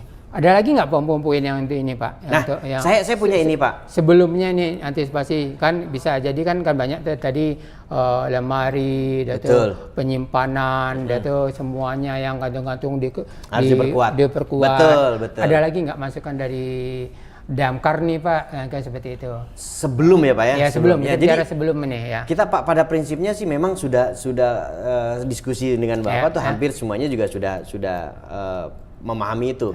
Nah, cuman apakah? Nah, pertanyaannya kan begini.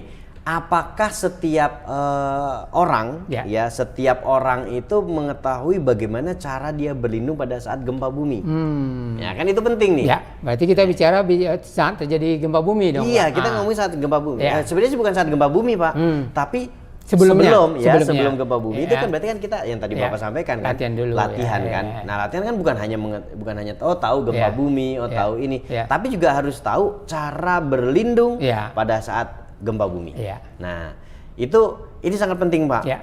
Karena saya dengan Mas Hamzah, Mas Edi gitu kan beberapa kali masuk ke dalam anak-anak sekolah TK nih, Pak.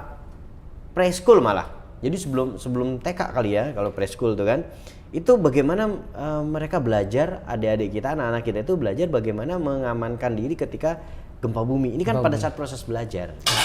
Dan ini disampaikan tentunya kan Pak. Nah mungkin gini, apakah ini juga disampaikan Pak ke penghuni atau ke tamu hotel? Ya. Di dalam hotel dan apartemen itu ada buku guidance-nya ada Pak. Ada. Itu ada dikasih dari pihak Pronopis sudah ngasih informasi ini. Ini telepon emergency. Ini kalau apabila terjadi gempa bumi, ini panduannya ini kan seperti itu. Tapi pada umumnya tamu-tamu yang long stay memang khusus kadang-kadang mereka meminta salah satu persyaratan gitu. Minta. Jadi ada safety induction-nya gitu Pak? Ada. Karena pengalaman saya ada di tempat yang lain melakukan evakuasi di saat terjadi gempa bumi kan seperti itu. Akhirnya nggak merasa puas, akhirnya mencari lah gitu. Saya nggak tahu juga. Akhirnya check-in di tempat kita, dia minta tolong di-trainingin tentang gempa bumi. Setelah di-training gempa bumi dan kita latihan juga di dalam unitnya, akhirnya dia memutuskan untuk tinggal. Check-in seperti itu. Jadi memang betul. Jadi betul. Ketika terjadi gempa bumi itu nggak sekonyong-konyong langsung evakuasi. Nah, jadi harus berlindung gitu kan. Ya aneh juga sih kalau misalkan ada ketika pada saat gempa bumi kemudian diumumkan untuk evakuasi. Kecuali gini. Saya ada di bangunan gedung kemudian ada gempa bumi, saya evakuasi mandiri nih. Udah, pokoknya saya saking ketakutannya dia pokoknya buru-buru turun. Nah, itu individu, tapi secara kelembagaan seharusnya tidak melakukan itu, Pak. Gitu. Iya, tidak melakukan evakuasi. Di saat terjadi gempa bumi, apakah kita intrusikan untuk evakuasi atau kita informasikan untuk tetap berlindung? Tetap berlindung. Oh, gitu. Nah, gitu. Jadi ketika terjadi gempa bumi, paging, kan, paging sistem itu harus disiapkan. Jadi kan pasti Bapak punya ini dong, control room kan, gitu ya. Nah, control room. Ketika terjadi gempa bumi, pencet itu. Dan yang melakukan paging baiknya bukan lagi manusia Pak, tapi robot atau mesin gitu kan. Gitu. Jadi ketika ini ada gempa bumi langsung pencet ini. MP3-nya gempa bumi, mohon perhatian, telah terjadi gempa bumi. Misalkan gitu ya, misalkan. Kepada seluruh penghuni diharap tenang, berlindung di tempat aman seperti di bawah kolong meja, di bawah tempat atau di samping tempat tidur, di mana. Berarti informasi nggak manual ya Pak ya? Saran saya tidak manual. Iya. Kenapa Pak? Karena belum tentu yang menjadi operator saat itu terlatih untuk membacakan itu. Bayangin Pak, kalau orang yang misalkan gini, ketika melakukan, mereka punya ada tugasnya Pak, ada SOP-nya Pak. Ada SOP-nya. Dia panik juga kan? Oh gitu. Iya kan panik. Mencegah paniknya juga. Mencegah panik gitu. Saran saya lebih baik menggunakan mesin. Dan itu kan beda ketika suara orang panik dengan suara orang tenang tuh beda. Gitu. Sedangkan paging kan harus menenangkan. Ya kan, enak didengar, kemudian menenangkan, bukan tambah panik. Mohon perhatian. Dia sendiri udah panik ya. Getaran panik dan muncul ya. Nah, muncul. Itu walaupun sudah di training nih, gitu kan. Nah, itu sebagai kalau bagi saya itu sebagai cadangan Pak. Nah, Ya. cadangan arti ketika mesin nggak bekerja itu dilakukan. Iya. Nah, seperti itu. Nah, kan setelah ini terjadi gempa bumi ya Pak, kita diinformasikan mereka tetap berlindung. Ada instruksi untuk perintah evakuasi nggak Pak? Nah, Nah, ini kenapa? Karena ini menarik nih. ada perbedaan gitu. Ada yang diperintahkan evakuasi, ada yang enggak. Ada yang enggak. Iya, takutnya kalau seandainya kita perintahkan salah. Evakuasi salah. Kalau tidak diperintahkan salah juga. Salah kan, juga. tidak. Nah, dari pihak damkar nih, dari bagaimana Oke. Pak solusinya Pak? Jadi apa gini. nih persyaratannya nih? Persyaratan diperintahkan evakuasi itu apa persyaratan? gitu kan? Iya. Oke, jadi gini. Pertama kita lihat dulu lokasi kita ada di mana. Iya. Ya, pertama nih. Iya. Lokasi kita ada di mana? Apakah kita di bangunan perkotaan? Hmm. Ataukah ada di pusat gempa? Iya. Atau ada di pinggir pantai? Iya. Iya kan. Yang kedua, kita mendapatkan informasi dari BMKG seperti apa? Iya. Makanya setiap pengelola gedung harus punya tuh link langsung ke BMKG. Nah, tujuannya apa? Terjadi gempa bumi berpotensi tsunami. Padahal kalau namanya tsunami, kita berlindungnya kemana Pak? Ke bangunan yang lebih tinggi. Lebih tinggi ya. Iya kan? Berarti perintahnya evakuasi. Enggak evakuasi justru. Bayangkan. Berlindung ke tempat tinggi, berarti mereka ini Ya. bisa jadi mereka keluar, bisa jadi ke atas lagi, Ke atas atasnya. lagi. Kalau posisi di ground bisa menjadi lantai 10, 20 gitu. Iya betul gitu. Jadi evakuasinya kemana nih Oke, gitu kan? ya. Jadi belum tentu evakuasi itu turun. Ya, Ya kan ketika terjadi gempa bumi kan. Berpotensi tsunami, Bapak memerintahkan untuk penghuninya turun misalkan. Ya. Nggak lama disambut dengan tsunami. Itu gedung di pinggir pantai. Itu di pinggir pantai, gitu kan. Iya. Kemudian yang kedua misalkan di perkotaan, gitu Iya. kan. Bapak punya tim apa ya namanya perawatan bangunan gedung, Ya. ya kan. Tentunya ketika terjadi keadaan gempa bumi, kemudian tim Bapak pasti melaporkan Ya. dong. Pak, terjadi pecah di lantai sekian kacanya, terjadi ini, terjadi retakan, itu diputuskan Pak. Apakah perlu evakuasi atau tidak? Kalau selama bangunan tersebut aman, kalau menurut saya sih nggak Iya. perlu evakuasi. Gitu. Dan memang bukan evakuasi ketika menghadapi gempa bumi, tapi berlindung, berlindung. Toh ketika evakuasi gini, Ya. bangunan gedung, saya sih gini ya, saya berkeyakinan, Ya. saya nggak tahu maksudnya bangunan gedung ini dirancang kuat untuk gempa bumi berapa skala Richter. Ya, untuk Jakarta berapa Pak? Biasanya nih, Ya. kalau Bapak lihat di pengamatan nih gedung-gedung yang ada itu- di Jakarta, gedung tinggi-tinggi ini nih berapa kekuatan? Saya skala kurang Richter? hafal untuk Ya. bangunan sekian, Ya. tingkat sekian, Ya. tapi di atas 6 skala Richter, 6,9 kalau nggak salah atau berapa ya, saya lupa itu ya. Tapi 6 skala liter di dekat pusat di gempa, pusat epicentrumnya gitu epicentrum ya. kan Ya. di pusat gempanya Iya, kan epicentrum, gitu. Sedangkan kan kita tahu Jakarta kan hanya menerima gelombang gitu Gelombang. kan. Berarti dampaknya gedungnya aja. aman ya? Aman kalau menurut saya sih. Saya Ya. berkeyakinan itu karena ketika orang membangun gedung Iya. pasti sudah mendapatkan izin, ya kan gitu. Sebelum keluar IMB, sebelum keluar izin pasti kan ada ya kalau kita kayak mau sidang tesis aja kali Pak, Iya. atau sidang skripsi. Iya. Itu kan ditanya dari pengujinya kan. Iya. Ini bagaimana. Dan yang merancang itu pasti bukan orang sembarangan, bukan saya yang merancang. Iya. Karena saya bukan ahlinya gitu Iya, kan. iya. Tapi saya berkeyakinan itu pasti kuat. Nah, gitu kan, itu pasti kuat. Yang kedua, seberapa kuat sih gempa bumi yang terjadi? Kita belum tahu. Iya, iya. Ya, kita belum tahu. Konon katanya kalau di pusat gempa 6 skala Richter itu seperti baliho atau baliho ya. Baliho itu kalau diibaratkan seperti pohon pisang yang tertiup angin gitu kan, goyang-goyang seperti itu gitu kan. Ya artinya itu masih itu 6 skala Richter gitu kan. Kemudian ketika pada saat itu kita evakuasi Pak, Iya. kemudian terjadi kredit di tangga Iya, darurat iya. penuh, resikonya tuh udah cukup banyak. Mungkin bangunan nggak runtuh, Iya. tapi kepanikan itu ada orang jatuh, kemudian yang dari atas itu untuk turun terus, Iya. itu dia akan terinjak-injak, itu malah bisa membahayakan. Berarti untuk perintah evakuasi itu tidak disarankan ya? Apakah seperti itu? Iya, kalau menurut saya tidak Iya. disarankan. Tapi- Apalagi tangga darurat terpisah juga dari struktur kan berbahaya juga tangga Betul. darurat kan seperti itu. Iya, Nah. dan kita kan nggak tahu juga nih, Iya. ibaratnya ketika terjadi gempa bumi seberapa parah sih itunya Iya, gitu iya, kan. Lebih baik kita berlindung. Berlindung ya. Amit-amit gitu ya, Iya. amit-amit. Seandainya kita misalkan bangunan tersebut sampai runtuh, Iya. tapi kita tahu posisi kita berlindungnya di mana gitu Iya. kan. Kita berlindungnya di mana? Misalkan di bawah meja kemudian runtuh, itu bisa apa? Bisa terjadi pengamanan Iya. karena sudah tertahan oleh si meja tersebut. Iya, iya. Atau misalkan ada kolom, ya misalkan ada kolom atau tiang-tiang gitu. Kita mendekat ke tiang tersebut.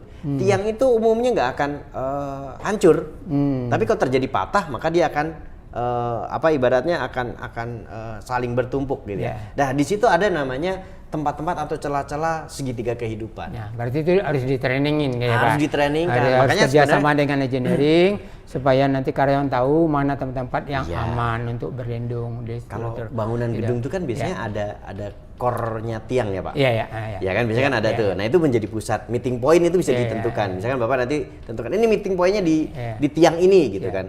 Itu saling berpelukan karena pengalaman di beberapa tempat itu Pak, orang yang tidak evakuasi gitu kan, tapi dia berlindung di tempat yang tepat gitu kan, kemudian bangunannya itu runtuh, masih bisa bertahan hidup Pak.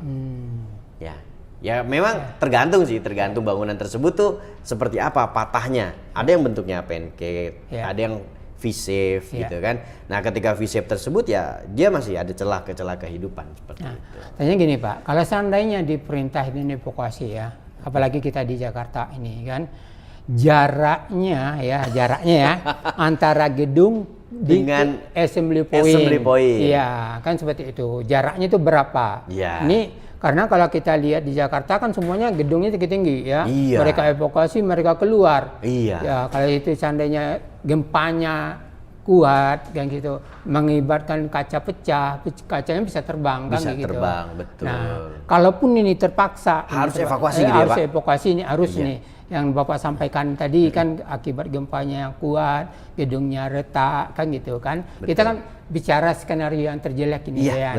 Nah, jaraknya itu berapa gitu untuk aman gitu. Apakah itu ada ini aturannya? Kalau kebakaran ya rentang. Rentang kan gitu ya. Itu. Ini masalah gempa bumi ini, Pak.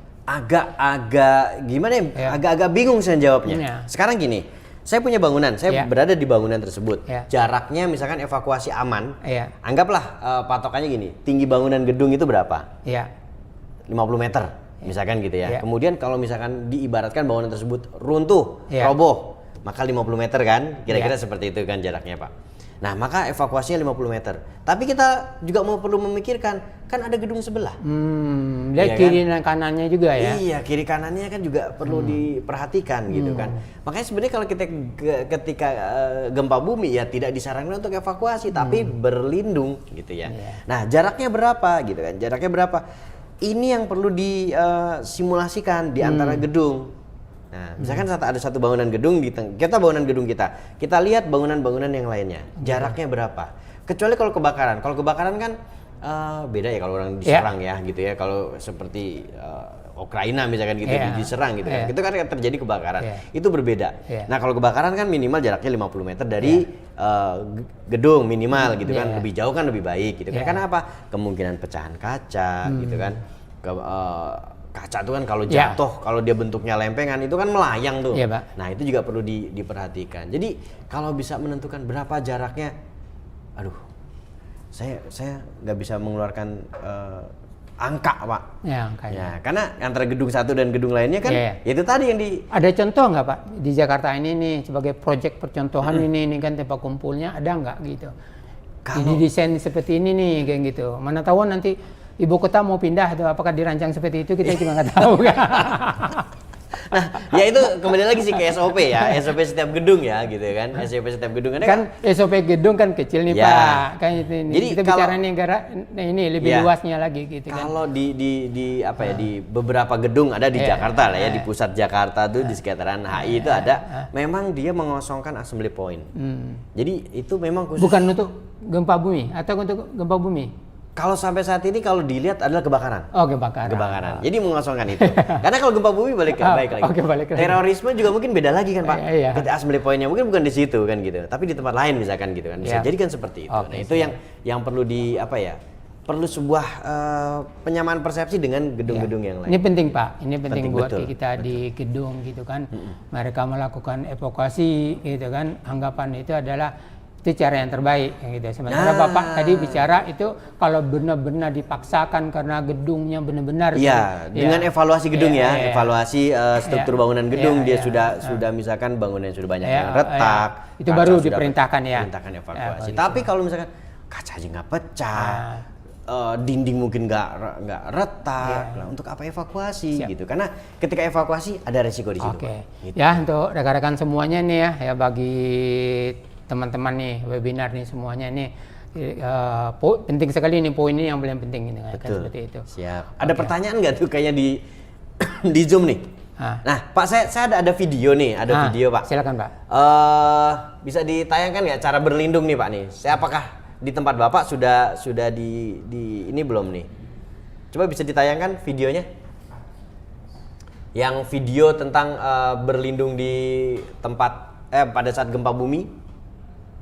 Oke, ini jadi ketika berlindung di tempat gempa bumi itu bukan di tempat gempa bumi, tapi pada saat gempa bumi itu juga ada tekniknya kan Pak. Nah ini juga perlu disampaikan bagaimana cara berlindung, kemudian bagaimana melindungi kepala. Nah seperti tadi pada saat evakuasi itu pun juga perlu.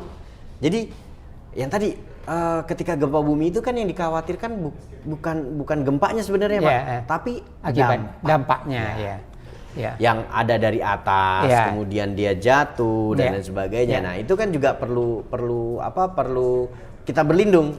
Nah nanti mungkin saya juga tanya ke Bapak nih, karena kan hotel tuh banyak Pak, banyak ruangan-ruangan. Nah itu ketika dia berlindung itu seperti apa? Karena ketika evakuasi kan kepala yang harus dilindungi. Nah nanti kita lihat nanti penanganan apa yang terjadi gempa bumi itu Pak. Oke. Ya videonya. Video Mas, kita nonton video dulu. Kita tayangkan nih videonya nih. Ke atas. Ya. Di slide di atas.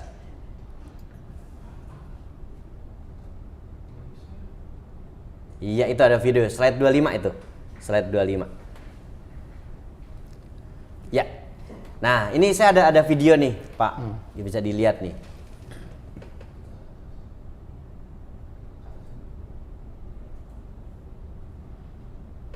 Ya, di play.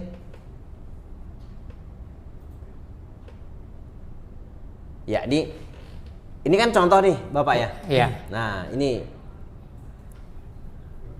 Oh, nggak bisa di-play kayaknya nih videonya. Oke, berarti nanti pertanyaan Bapak bisa saya nanti itu ada berupa gambar-gambar. Di ini aja di slideshow. Ini kan belum slideshow nih.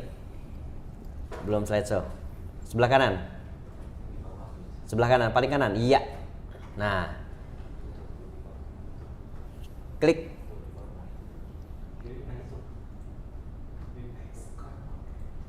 Ya, ini terjadi ini nih kayaknya nih operatornya nih. Diklik aja, diklik. Nggak bisa play. Nah, ini sebenarnya saya ada video nih, Pak, tentang bagaimana cara berlindung. Tapi saya ke Bapak nanti dulu deh. Barangkali poin terakhir nanti ya, Pak. Ya, boleh. Lagi Boleh nanti sama tim poin Bapak terakhir. gitu. Ya. Oke. Oke, nah ini Bapak tadi kayaknya Bapak punya tayangan itu nih yang di gedung. Di Bapak. Nah, di mana aja tempat-tempat yang mereka berlindung ini. Ya. Nanti kan bisa dilihat tuh contohnya one bedroom ya, di sini tempatnya lebih aman di bawah meja gitu kan. Dan juga melindungi kepala, two bedroomnya di mana gitu kan, three bedroomnya di mana kan seperti itu. Ya, kursi juga bisa sebagai untuk melindungi kepala juga. Ini salah satu lebih aman ada kursi ada gitu ya. Apa yang bisa dipergunakan contohnya slide selanjutnya. Nah ini nih sebentar Pak, sebelum slide selanjutnya nih yang di 3 bedroom nih Pak. Nah ini kan contohnya Bapak menggunakan kursi. Ini betul banget Pak. Betul. Tapi kalau bisa ketika berlindung itu ini pada saat gempa ya. Mungkin ini setelah gempa bumi kemudian mau evakuasi. Nah tapi pada saat gempa bumi itu kalau bisa mendekat ke bumi Pak. Ya, jadi yang di sampingnya itu. Ya, sampingnya gitu. Jadi bisa menggunakan bangkunya itu atau kursinya tadi berlindung, tapi posisinya ada di lantai. Dan itu ketika kita menggunakan kursi seperti itu, energi daripada benda yang jatuh sudah terbagi-bagi. Pertama ketika dia jatuh sudah terkena kaki kursinya terlebih dahulu. Nah, jadi energinya sudah berkurang. Kemudian ada ambal yang didudukan kursi itu juga akan mengurangi. Ini keren banget itu Pak. Pak itu yang. Oke. Ini misalnya nih, ini semua bisa nanti teman-teman dari tergantung tempat kerjanya mereka. Saya hanya memberikan contoh-contoh aja untuk input kepada teman-teman dunia hotel apartemen atau teman-teman yang lain kan seperti itu. Di mana ini keputusan ini harus koordinasi dulu ya, sama karena bukan hanya security yang memutuskan, tapi Betul. engineering yang lebih tahu tentang strukturnya, di mana Struktur lebih bangunannya seperti amannya, apa. tidak bisa berdiri sendiri. Iya. Nah, ada timnya kayak itu. Gimana? Kita tanya di mana tempat yang aman.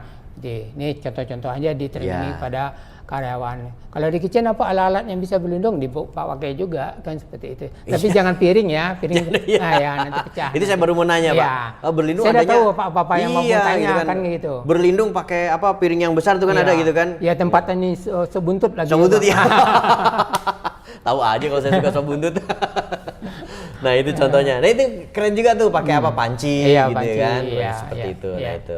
Nah, makanya ini juga di wet kitchen nih, yang kitchen yang basah nih kan, tempat cuci piring itu kan bisa juga di atasnya kan ada struktur gitu Pak. Iya, betul, di bawah struktur. Itu aman, Pak. Iya. Jadi ketika ada kolom ada header di situ Iya, juga iya. kuat juga gitu Iya. ya. Oke. Oke. Ini di kamar-kamar ini contohnya. Itu Kayak ngangkat apa, Pak itu? Itu tempat ini tuh Pak. Tempat apa? Apa namanya? Saya lupa juga. Nampan, kayak nampan gitu? Iya, nampan itu ada di kamar gitu kan. Nah, bisa dipergunakan itu juga kan. Banyak strategi yang bisa digunakan kan seperti itu. Ya, itu yang di bawah meja kaca bukan itu, Pak? Bukan. Bukan ya? Iya, bukan. Marmer kali ya? Iya, oke. Kalau kaca nggak disarankan, Pak. Iya, Untuk betul. berbahaya. Nah, ini juga perlu diketahui bahwa nggak Iya. boleh walaupun Iya. ada di bawah meja, tapi mejanya meja kaca. Iya. Nah, itu ya. Ini sekalian Bapak cek nih mana yang temuan yang salah atau enggak kan seperti itu. Oke, siap, Iya. siap. Tapi secara umum sih sudah oke. Nah, ini Itu menggunakan bantal gitu betul. juga. Ya. Nah, biasanya kan di hotel itu kan ada TV ya, Pak. Iya. Nah, TV itu juga mungkin bisa dijadikan satu bahan informasi, sarana edukasi kepada pengunjung kan, atau tamu hotel gitu, bahwa ini cara berlindung ketika gempa bumi seperti ini gitu kan, atau di lift gitu kan. Iya. Seperti ini contohnya nih, ini kan adanya di bawah, di samping tempat tidur gitu Iya, kan. iya. Betul, Pak, itu. Oke. Gunakan bantal Iya. nah, untuk melindungi kepala gitu Iya. kan. Tapi Prioritas ingat kepala ya, Pak? ya, Iya. kepala betul yang Iya. itu kepala. Tapi ingat di belakangnya itu ada lampu. Nah, di belakangnya ada lampu, makanya Iya. juga perlu diperhatikan. Iya. Ketika duduk misalkan, berlindungnya di mana? Mungkin agak maju sedikit. Iya. Jadi tidak dekat dengan lampu, karena kalau lampu goyang jatuh. Berarti sayang diperhatikan atas, kiri, kanan, dan samping. Betul, ke atas, kiri, kanan, samping Iya, gitu. oke. Nah, ini yang sebelah kiri ini apa lemari atau apa nih, Pak nih? Lemarinya nempel, Pak. Nempel ya, nempel nyatu, dinding kan. ya, Nah, itu nyatu, juga perlu gitu. diperhatikan Ya, itu pada saat. udah nyatu, Pak. Iya. Dari desain awalnya udah Jadi aman gitu. artinya bahwa lemari Iya. itu tidak Aman. beresiko untuk Iya. runtuh. Nah, Iya. itu juga perlu diperhatikan pada Iya. saat kita menginap nih. Iya. Nah, ini informasi penting banget nih Iya. buat teman-teman nih, bahwa begini nih caranya gitu. Iya. Oke. Berikutnya seperti apa? Nah, paging yang tadi saya sampaikan, Iya. Pak. Nah, ini. Pakai. Nah, kalau Berarti diusahakan nggak pakai itu ya, Pak ya? Ya. Oh, ya, oke. diupayakan, Iya, diupayakan. supaya menggunakan mesin, Iya. gitu kan. Wah, nggak taunya lagi ke belakang, Pak, lagi udah kebelet gitu kan. Iya. Ada gempa. Waduh, mau ngomong gimana kan gitu. Iya. Ya, seperti itu. Jadi memang nggak, walaupun sebenarnya sih di control room nggak boleh kosong. Iya. Ya kan, nggak boleh kosong seperti itu. 24 jam. 24 jam. Nah, ini aktifkan paging system gitu kan. Iya. Oke. Kemudian, nah ini, oke, setuju. Jangan pernah lari melalui tangga, jangankan lari gitu ya Iya. ketika evakuasi. Jalan pun nggak boleh. Ya kan, ketika gempa bumi itu nggak boleh. Udah pokoknya berlindung dulu deh gitu. Iya, Ya. iya. Tapi kalau ada perintah evakuasi, Iya. lakukan evakuasi. Nah, perintah evakuasi itu apa? Keputusan daripada pihak manajemen, Pak. Ya. Ya, yang tadi Apabila bangunannya, Iya. strukturnya seperti apa, kemudian bagaimana. Dengarkan perintah evakuasinya. Apalagi yang di pinggir pantai, ya kan berpotensi tsunami, Iya, maka lebih bukan tinggi. evakuasinya ke assembly point, Iya. tapi justru naik ke lantai yang atas. Berarti assembly point-nya ditentukan di atas, Pak. Mungkin bukan assembly point, meeting point kali, Meeting Pak. point. Iya. Atau apalah namanya Iya, gitu iya, ya. iya. Tapi intinya Iya. jangan lagi ke bawah Iya, gitu iya, kan, nanti iya. kesapu gitu Iya, kan iya. gitu. Oke. Jangan membiarkan karyawan atau tamu untuk lari di jalan. Iya, Oke, iya. betul. Kemudian tidak menggunakan lift. Iyalah, Iya. udah pasti.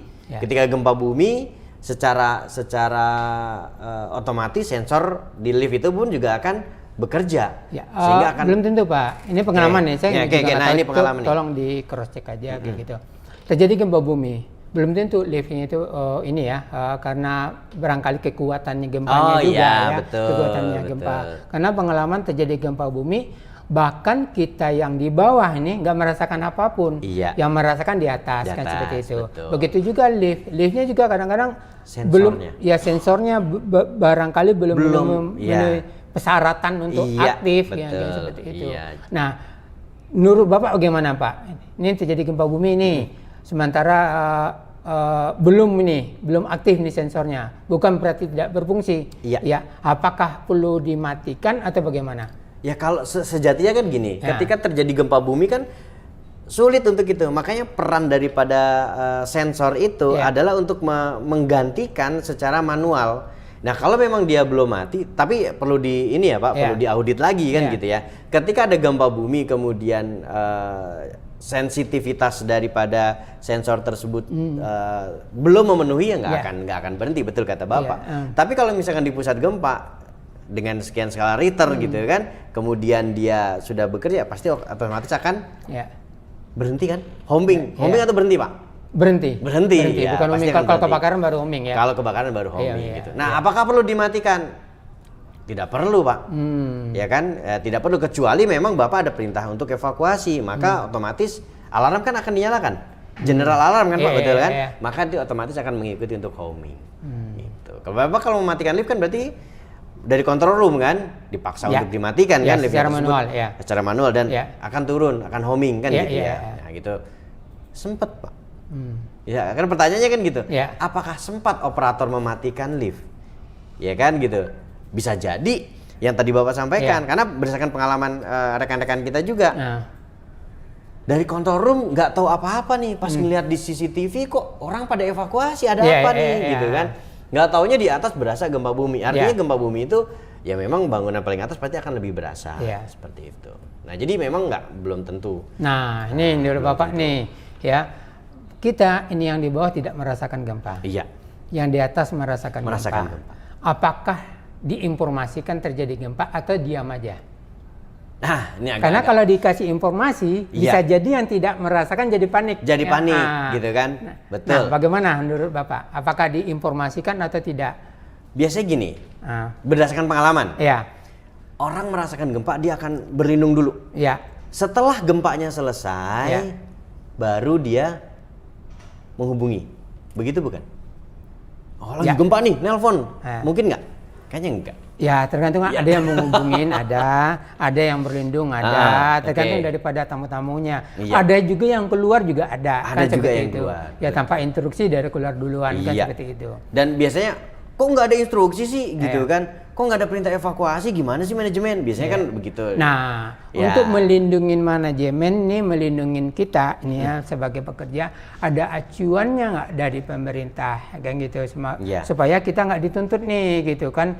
Nah, Oke. apakah dia harus diumumkan atau tidak diumumkan atau gimana? Kita akhirnya berlindung dari aturan lagi Ya, tuh, Pak. jadi gini, kalau terjadi satu kejadian seperti itu, Ya. manajemen pasti punya satu keputusan. Ya. Evakuasi atau tidak evakuasi itu keputusan siapa, Pak? Ya. Ya kan gitu di SOP. Keputusannya siapa nih? Kalau sebutnya misalkan keputusannya kepala MKKG. Ini harus evakuasi atau tidak. Nah, ketika memutuskan itu kan ada hal-hal yang perlu dipertimbangkan. Ya, ya. Bagaimana kesiapannya dan Ya, lain sebagainya, apakah ini perlu atau tidak gitu kan. Tapi dengan mengikuti persyaratan atau sudah belum gedung tersebut memiliki SOP, berlindung di SOP tersebut. Nah, prinsipnya adalah ketika terjadi gempa bumi bukan untuk evakuasi tapi untuk berlindung. Siap. Nah, kalau saya seperti itu. Jadi tidak harus, wah ini tidak harus evakuasi, nggak harus evakuasi, tapi lihat dulu karakternya. Apakah bangunan gedung tersebut, wilayah tersebut membutuhkan evakuasi atau tidak. Ya. Ya, dan semuanya perlu kronologis. Nah, supaya kan tadi kata Bapak kan Ya. berlindung di sebuah aturan. Nah, SOP-nya seperti apa? Kemudian payung hukumnya, tindakan kita perlu adanya sebuah kronologis. Terjadi gempa bumi jam sekian, kemudian diindikasikan tidak terjadi tsunami. Kemudian kami putuskan untuk evakuasi karena apa alasannya.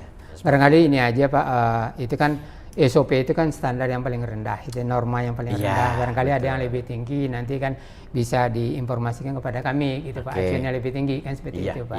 Ya, supaya apa, kita di gedung nih merasa ada acuannya lah. Ada acuannya norma gitu ya Pak, standar pedoman manualnya istilahnya. Iya, siap. Oke. Oke, ada pertanyaan? Mas Edi, apakah ada pertanyaan di chat?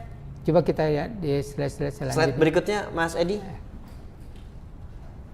Kayaknya kita ini aja nih pertanyaan dari ini Pak nih. Oke, dari ya. ada titipan pertanyaan ya, Pak? Titipan pertanyaan nih ya. Ada pertanyaan di chat? Ini dari saya nih Pak nih.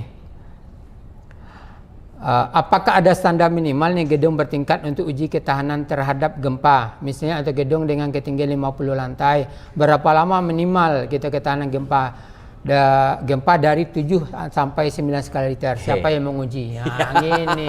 Yang nguji siapa? Kalau masalah kebakaran Bapak sering audit ya. Yang audit sekali setahun ini. Cuman kan. Kalau gempa nih, kan sering ini terjadi gempa bumi gitu. Lihat gedungnya ada audit nggak gitu.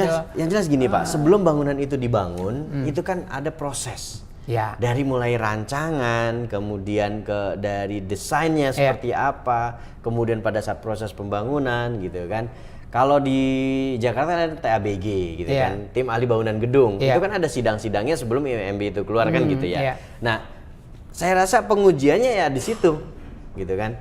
Setelah itu Pak, nah, itu gedung ini 5 tahun, 10 tahun gitu kan. Nah, kalau itu sudah bukan ranahnya Damkar deh Pak. Oh gitu. Ya, itu bukan ranahnya Damkar, tapi memang ada ada tim khusus yang menangani itu gitu kan. Ini bangunan ini layaknya untuk berapa tahun sih gitu kan. Nah, itu kan memang ada penelitiannya gitu kan dan lain sebagainya gitu. Dia kalau ini saya nggak bisa menjawab. Nah, siapa ini ya mungkin nanti coba deh saya tanyakan. Ntar saya jawab deh Pak. Iya di share kayak gitu. Di share ya, nanti share. Misalnya gedung kita ini udah 10 tahun nih, 15 tahun ini kan gitu. Kalau dari kebakaran tiap tahun kan di audit. Tapi kan atau setiap bangunan gedung itu kan ada perencanaan kan Pak? Ya ada perencanaan Ada perencanaan. Itu awalnya. Nah, itu kan ketika proses konstruksi dan sebagainya itu kan pasti ada gitu kan. Nah, itu seperti apa nih? Siapa sih developernya? Ya, 5 tahun yang akan datang gimana? 10 tahun yang akan datang bagaimana? Blueprintnya kan pasti ada, gitu. pasti disimpan kan Pak? Oh, siap. Nah, itu bisa dilihat di situ. Oke. Gitu. Tambah lagi nih Pak, nih skala apa nih?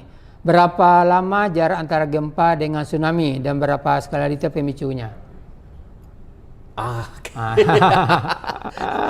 Nah ini cukup menarik nih. Berapa lama sih antara jarak gempa bumi kemudian ke tsunami? Nah, ya. Ini ketika terjadi gempa bumi kemudian di laut ya Pak ya? Iya, di laut. Gempa bumi di laut. Bukan di darat ya? Bukan di darat ya. Ya. Kemudian kalau memang dia berpotensi tsunami, nah itu kan sudah dimulai pada saat gempa bumi tersebut gitu kan. Ketika misalkan gempa bumi itu mengalami rekahan. Nah, ketika ada rekahan berarti ada celah, ada lubang. Maka air itu kan sudah mulai masuk. Kemudian sampai timbul ke darat itu ya tergantung daripada jarak dan kekuatan daripada gempa buminya tadi. Gitu kan, atau lobangnya lah gitu lah, atau lempengannya yang keluar gitu kan. Berdasarkan catatan kan pengalaman antara 10 sampai setengah jam kemudian baru terjadi tsunami. Walaupun tsunami di laut itu kan juga berjalan cuman nggak terasa sampai ke daratnya sekian lama gitu kan. Nah itu. Nah, supaya nih teman-teman di dunia perhotelan ya atau yang punya rumah di pinggir pantai kan gitu, dia tahu nih ini terjadi gempa nih, ini pasti akan susul dengan tsunami nih. Nah, mereka udah tahu tuh. Oh iya. Tapi minimal nih berapa nih dihitung nih mulai sekarang nih gitu. Mereka melakukan persiapan nih untuk cari. Kalau seandainya gedungnya tinggi bisa ke atas. Kalau seandainya rumah-rumah ini warga bisa ini kan evakuasi lebih jauh tempat yang lebih tinggi. Gitu. Nah, sehingga dia kan mengukur nih berapa jaraknya, berapa kecepatannya mereka, berapa lama kan gitu. Itu yang ditanyakan nih Pak. Ya, jadi gini sebenarnya kita nggak bisa menentukan 10 menit, setengah jam. 1 jam misalkan gitu ya, kita nggak bisa menentukan itu, tapi kita bisa melihat sebuah gejala. Nah, gejala atau tanda-tanda, misalkan ketika akan terjadi tsunami itu air laut surut, jauh nih pantainya jadi lebar gitu kan. Nah itu kan berarti kan air yang ada di laut itu kan ketarik. Nah ketika ketarik itu kan masuk, energinya cukup besar alirannya, kemudian penuh dia akan balik lagi. Nah itu biasanya sih seperti dia balik lagi, ada ikan-ikan yang ditangkap gitu Pak. Ikan yang ditangkap. Nah justru itu yang kejadian di pengalaman yang di Aceh katanya gitu kan, melihat air surut tiba-tiba surut gitu kan, kemudian ikan kan bergelimpangan gitu kan, tertariklah ngambil ikan itu gitu kan, sempat ngambil, nggak lama kemudian air kembali lagi gitu kan. Nah kemudian pada saat gelombangnya datang itu kan bukan seperti ombak. Kalau ombak tuh kan ada polanya. Ini dari jauh tuh sudah mulai besar kan gitu ya, sudah mulai besar, kemudian nggak berkurang tekanannya, malah justru makin deres gitu kan. Itu yang kalau kita lihat, kita pelajari dari kejadian, apalagi pas ketika ngelihat di Fukushima waktu itu ya, Pak, bagaimana kejadian tsunami itu kan airnya begitu deras banget kan gitu. Jadi bukan waktu tapi gejala.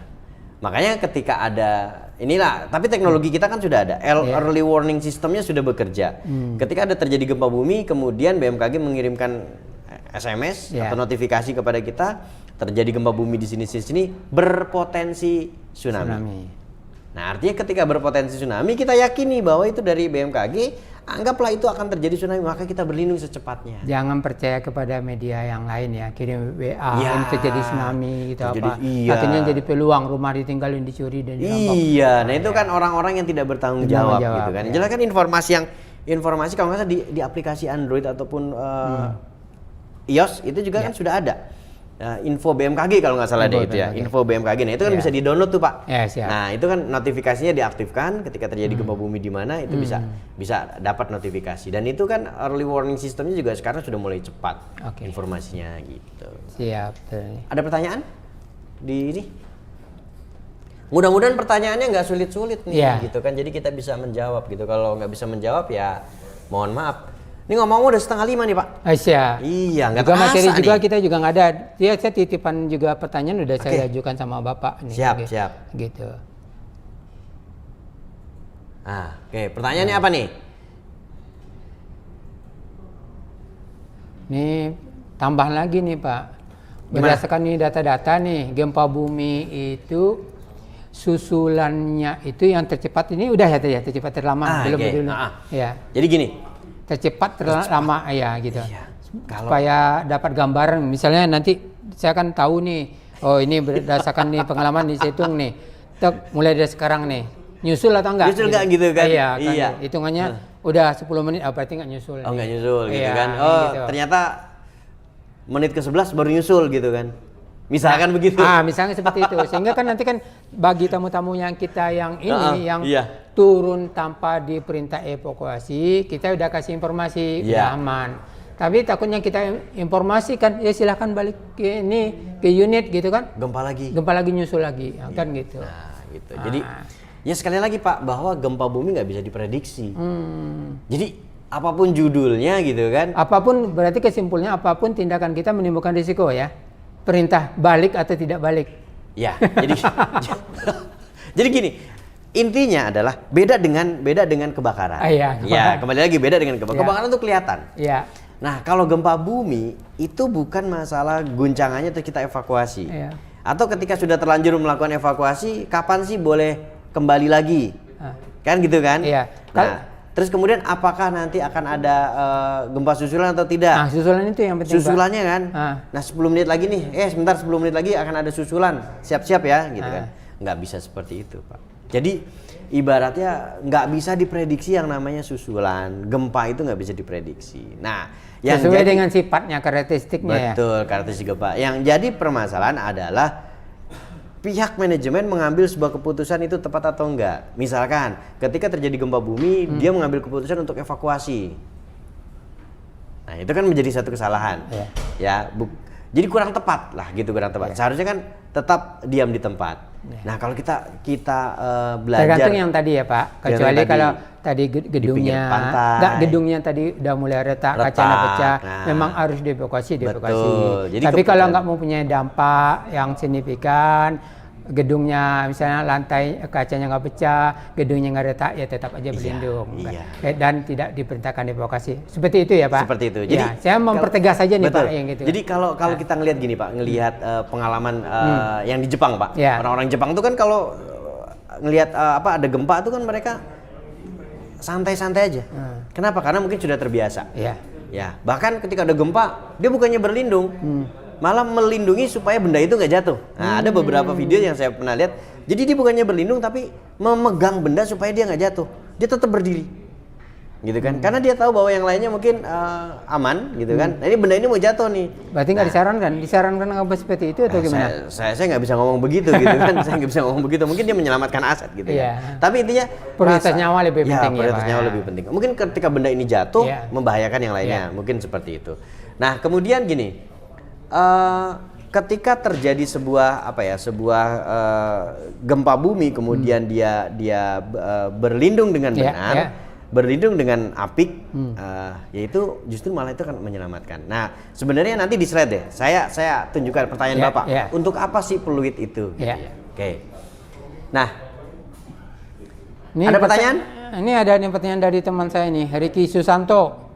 Ya, izin bertanya. Bang Efri, berapa skala liter lift arus uming dan pada saat gempa terjadi dari Pulmen Ciawi? Ya, ini bukan bidang saya nih Pak. Bisa dibantu nggak saya nih Pak? Iya, jadi skala liter ini berapa uming ini kan ini? Iya. Kalau kebakaran saya bisa menjawab. Kalau Bapak gempa bisa bumi, cross check ya. Ini iya, gempa bumi betul. ini berapa skala liter lift arus uming? Iya. Jadi pertanyaannya adalah jarak dari pusatnya kan, Betul. dari pusatnya Ya, kan, terjadi gempa bumi misalnya di A, jarak dari hotelnya itu berapa kan gitu. Kalau di sini ada 7 skala liter, belum tentu di sini efeknya sampai 7 skala liter. Bisa jadi 3, bisa jadi nggak merasakan sama sekali seperti itu. Tergantung pada jaraknya ya. Ya, jadi ketika memang itu kembali lagi ke settingan standarnya seperti apa. Ya kan gitu. Karena gini, ketika posisinya tuh dalam gedung misalnya berapa tinggi? Ya, tingginya berapa? Gitu berarti kan? pertanyaan dari ini teman saya Ricky Susanto, berarti kita tanyakan nih pihak liftnya ya, vendornya tanya pihak lift vendornya. Ini didesain tuh berapa skala liter ya, dan untuk lift tersebut. Kan seperti itu. Ya, posisi pemasangannya juga kan sangat tergantung Pak. Ya, posisi kemudian juga skala liternya ada di mana? Apakah skala liternya pusat gempanya itu ada di mana? Intinya gitu. Oke, Pak Ricky Susanto ya. Itu aja pertanyaan, saya yakin tidak merasa puas, tapi solusinya nanti tanyakan kepada vendor lift, nanti diskus saja sama pihak engineering, nanya itu berapa skala liter kekuatannya, seperti itu. Oke, Pak. Ada lagi pertanyaan? Oke.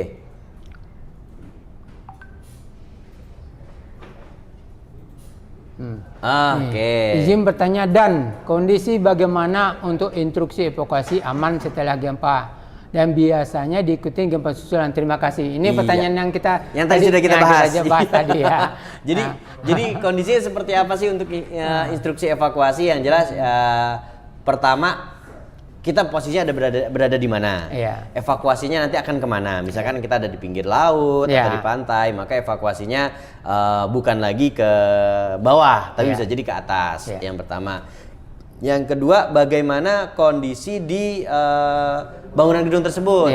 Konstruksinya seperti apa? Apakah banyak yang pecah, banyak yang retak, atau bangunannya sudah mulai goyang, nggak stabil dan sebagainya, itu evakuasi gitu. Nah, mungkin pertanyaan berikutnya adalah kapan sih kalau sudah evakuasi kembali lagi? Kan begitu kan Pak? Itu sudah terlanjur evakuasi nih, ya kan? Terus perintahnya untuk kembali lagi itu kapan? Ya kan? Yang jelas dari tim engineering sudah memastikan bahwa seluruh utilitas bangunannya berfungsi dengan baik, normal kembali. Setelah dilakukan evakuasi, konstruksi bangunannya aman.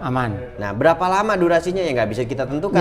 Tergantung dari luasnya gedungnya, tergantung tingginya juga. Yang penting ini udah setengah jam belum ada evakuasi, apa untuk kembali udah. Tapi baru 10 menit kok gedung sebelah udah mungkin bisa seperti itu. Jadi tergantung berapa banyak checklistnya juga. Betul gitu. Jadi seperti itu. Ya, dari berarti poin yang perlu diperhatikan ini apa Pak? Strukturnya satu. Strukturnya. Yang kedua, apalagi Pak? Utilitasnya. Utilitas bangunannya seperti apa? Untuk saluran gasnya atau apa? Betul. Jadi gitu, kalau misalkan menggunakan liftnya sudah aktif kembali atau belum gitu kan? Jangan suruh. Atau dicek relnya. Iya betul. Gitu. Semuanya kan berarti kan. Arti gini, ready, liftnya tersebut sudah ready atau belum? Ready itu kan berarti kan secara keseluruhan. Kita berbicara secara keseluruhan. Yang mengecek siapa? Ya tentunya ahlinya kan, engineering kan gitu. dapat laporan dong ke MKKG kan, kita MKKG. Pak, ini liftnya sudah oke, sudah siap, aman, nggak ada kebocoran, pipa semuanya aman, dan lain sebagainya sudah aman, listrik sudah kembali normal dan sebagainya. Maka bisa diinstruksikan untuk dikembalikan gitu. Kayak ada lagi pertanyaan apa tuh Pak? Pada saat gempa bumi terjadi yang merasakan hanya lantai yang paling atas, sedangkan lantai bawah tidak merasakan. Apa perlu diinformasikan melalui paging system ya? Tadi sudah ditanyakan juga ya Pak ya. Kayak berarti pertanyaannya cukup banyak begitu ya. Jadi pertanyaan mereka itu hampir sama. Istilahnya hampir sama, mewakilin.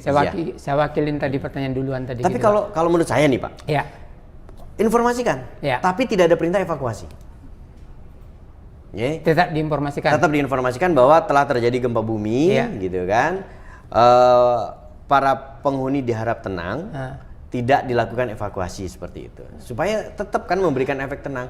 Artinya bahwa yang merasakan ada gini, oh ternyata manajemen peduli kok sama kita. Berarti poinnya terjadi gempa bumi, tetap berlindung. Bagian atas merasakan yang di bawah tidak merasakan, tetap diinformasikan bahwa terjadi gempa bumi untuk tetap untuk berlindung, tidak lakukan evakuasi. Kadang-kadang gini Pak ya. Tidak diinformasikan bisa jadi kan dua pilihan ya Pak tidak diinformasikan dia tidak panik, nggak merasakan apa lagi tidur begitu, dan diinformasikan dia tahu ini gempa bumi, akhirnya muncul nih panik nih. Makanya saya bilang tadi di awal ini adalah keputusan manajemen. Artinya gini, manajemen sudah tahu nih psikologis bangunan gedung itu seperti apa. Kalau di para penghuni bangunan gedung itu misalkan orang yang sudah memahami terkait dengan kebencanaan, dia akan it's fine gitu kan, nggak masalah, nggak evakuasi gitu kan. Tapi ada beberapa bangunan gedung yang dampak psikologi ketika terjadi satu bencana seperti itu, gempa bumi, kemudian tidak ada peran dari manajemen, gitu kan? Dia malah justru akan menyalahkan manajemen. Makanya saya kembalikan lagi dari pihak manajemen itu sudah memahami terkait dengan psikologis bangunan gedung. Ya kalau pengalaman saya, saya nggak usah bangunan yang besar lah gitu ya. Di sekolah anak saya lah, gitu ya. Di SD satu kelas ada dua kelas, satu tingkatan ada dua kelas. Dari seluruh tingkatan, saya kelas 1 sampai kelas 6. Itu semuanya hampir evakuasi. Ya, kemudian ada satu kelas di kelas anak saya, dia tidak melakukan evakuasi kelas tersebut. Apa dampaknya? Para orang tua memprotes ke pihak sekolah. Kenapa kok gempa bumi kelas ini nggak evakuasi? Ini kan berbahaya begini-begini. Padahal pihak gurunya mengetahui ketika terjadi gempa bumi bukan evakuasi tapi berlindung. Ini contoh sederhana. Nah, saya yakin lah kalau bangunan gedung gitu itu pasti lebih rumit lagi kan. Tapi faktor psikologisnya hampir mirip. Nah, itu jadi manajemen yang punya kewenangan. Berarti diserahkan kepada pihak manajemen. Apakah itu diinformasikan atau tidak? Aturan lebih tingginya ada nggak Pak? Itu balik lagi SOP manajemen Pak, kan seperti itu. SOP yang lebih tinggi lagi kan gitu. Misalnya ada guidance di MKKG nih, ada guidance pemerintah nih, untuk gedung nih harus dilakukan seperti ini, sehingga itu timbul kewajiban gitu Pak. Kalau di aturan itu mengatakan bahwa berlindung Pak. Siap. Bukan balik evakuasi. Lagi tuh. Gitu. Bukan aturan ya, maksudnya petunjuk menghadapi gempa bumi itu yaitu berlindung pada saat terjadi gempa bumi. Gitu. Ada lagi Pak di ini poinnya? Cukup ya? Mau ditanyakan. Kayaknya juga udah sore juga nih ya Pak ya. Oke. Baik ya. Oke, jadi prinsipnya gini. Satu lagi di slide berikutnya. Mas Wahid, saya akan menanyakan tadi nih pertanyaan Pak, apa sih fungsi peluit gitu ya? Nah, pada saat amit-amit ketika kita ada bangunan gedung, kemudian bangunan gedungnya tersebut mengalami runtuh dan ketika runtuh tersebut kita ada di dalam sana. Nah, apa yang mesti kita lakukan? Nah, kita kan membahas tadi bangunannya aman-aman aja nih Pak nih. Nah, tapi kan kita juga menemukan ternyata ada korban yang keruntuhan ada di dalamnya dan lain sebagainya. Oke, slide berikutnya Mas Wahid bisa ditunjukkan. Nah, ini apa yang mesti dilakukan gitu kan? Apa yang mesti dilakukan ketika next.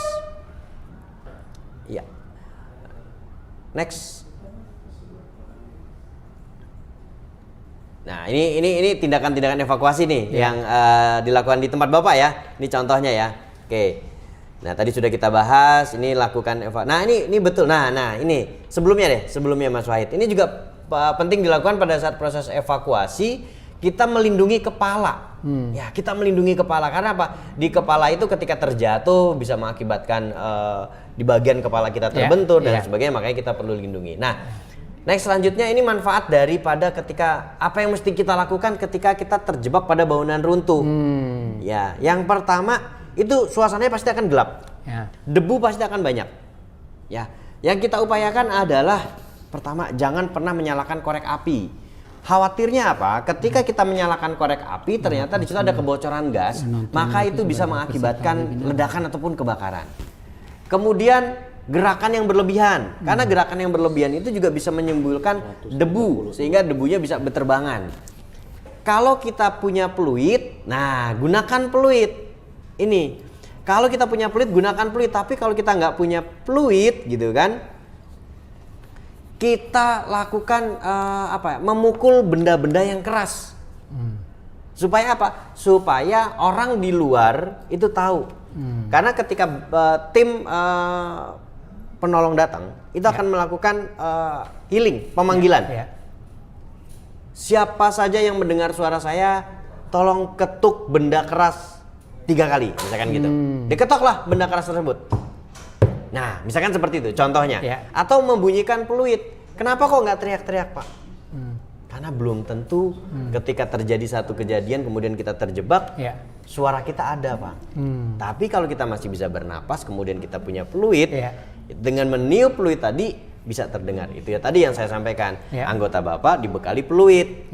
Ya mungkin kalau di motor gantungin aja fluid di situ gitu kan. Ya gitu. Selain buat sampingan. Selain buat sampingan. Nah ini slide terakhir. Jadi intinya bahwa ketika terjadi gempa bumi bukan evakuasi yang harus kita lakukan, tetapi berlindung di tempat aman. Nah berlindung di tempat aman itu di mana? Di bawah meja, kemudian di kolom-kolom, kemudian atau menggunakan peralatan kita. Kalau rumusnya tuh ketika terjadi gempa bumi itu stop, drop, and hold on. Stop artinya stop itu jangan lari kemana-mana, berhenti. Kemudian drop, jatuhkan badan kita ke bumi dekat dengan lantai misalnya gitu. Kemudian berlindung di tempat yang aman, yaitu cover.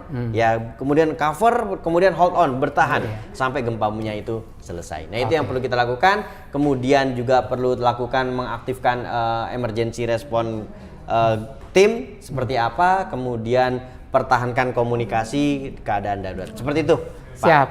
Pak Efrizon gitu. Nih terima kasih banget nih Pak. Sama-sama Pak sambil Efrizon. kita discuss ini, moga-moga ini para peserta webinar kita ya. Udah totalnya berapa Pak? 136 ya? 140? 150. 150. Ya di Zoom kan ada juga menonton yang di YouTube juga ya Pak. Semoga ini bermanfaat ini kan gitu ya bermanfaat bisa nanti sebagai tambahan checklist dari teman-teman kita gitu kan. Dan hotel, menjadi bahan diskusi kita bahan diskusi kita juga gitu. Dan ini kita ya, saya sebagai ketua ASA nih kalau seandainya penyampaian atau apapun kalau salah mohon minta maaf sebesar-besarnya. Dan kita ingatkan juga pada teman-teman hotel dan apartemen ya yang belum bergabung nih Pak, yang bergabung di ASA silakan tuh bergabung supaya kita selalu sharing satu sama yang lain untuk kemajuan. Baik, terima kasih juga Pak Efrizon sudah mampir di channel Edu Damkar supaya kita juga bisa berdiskusi, sharing. Mungkin di kesempatan lain kita juga bisa berdiskusi Pak Efrizon. Dengan senang hati Pak. Iya, siap. Baik. Terima kasih. Rekan-rekan, teman-teman semua, kami juga mengucapkan terima kasih dan nanti kita akan kembalikan ke MC tadi. Pak, siapa tadi MC-nya Pak? Pak Munib. Pak Munib ya, Pak Munib. Supaya nanti bisa menutup untuk kegiatan kita kali ini. Untuk daftar hadir sudah di-share di chat. Silakan bisa mengisi daftar hadir dan untuk mendapatkan sertifikat jangan lupa untuk mengisi daftar hadir. Terima kasih. Wassalamualaikum warahmatullahi wabarakatuh.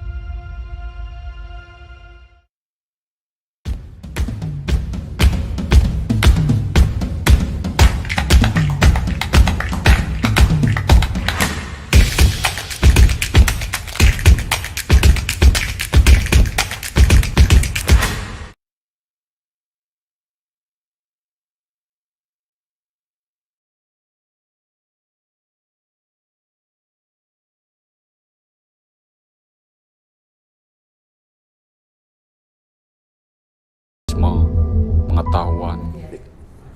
Baik, terima kasih Pak Marwanto, Sarjana Kesehatan Masyarakat Master Art, dan Pak Efrizon, Sarjana Teknik K3 Magister Manajemen.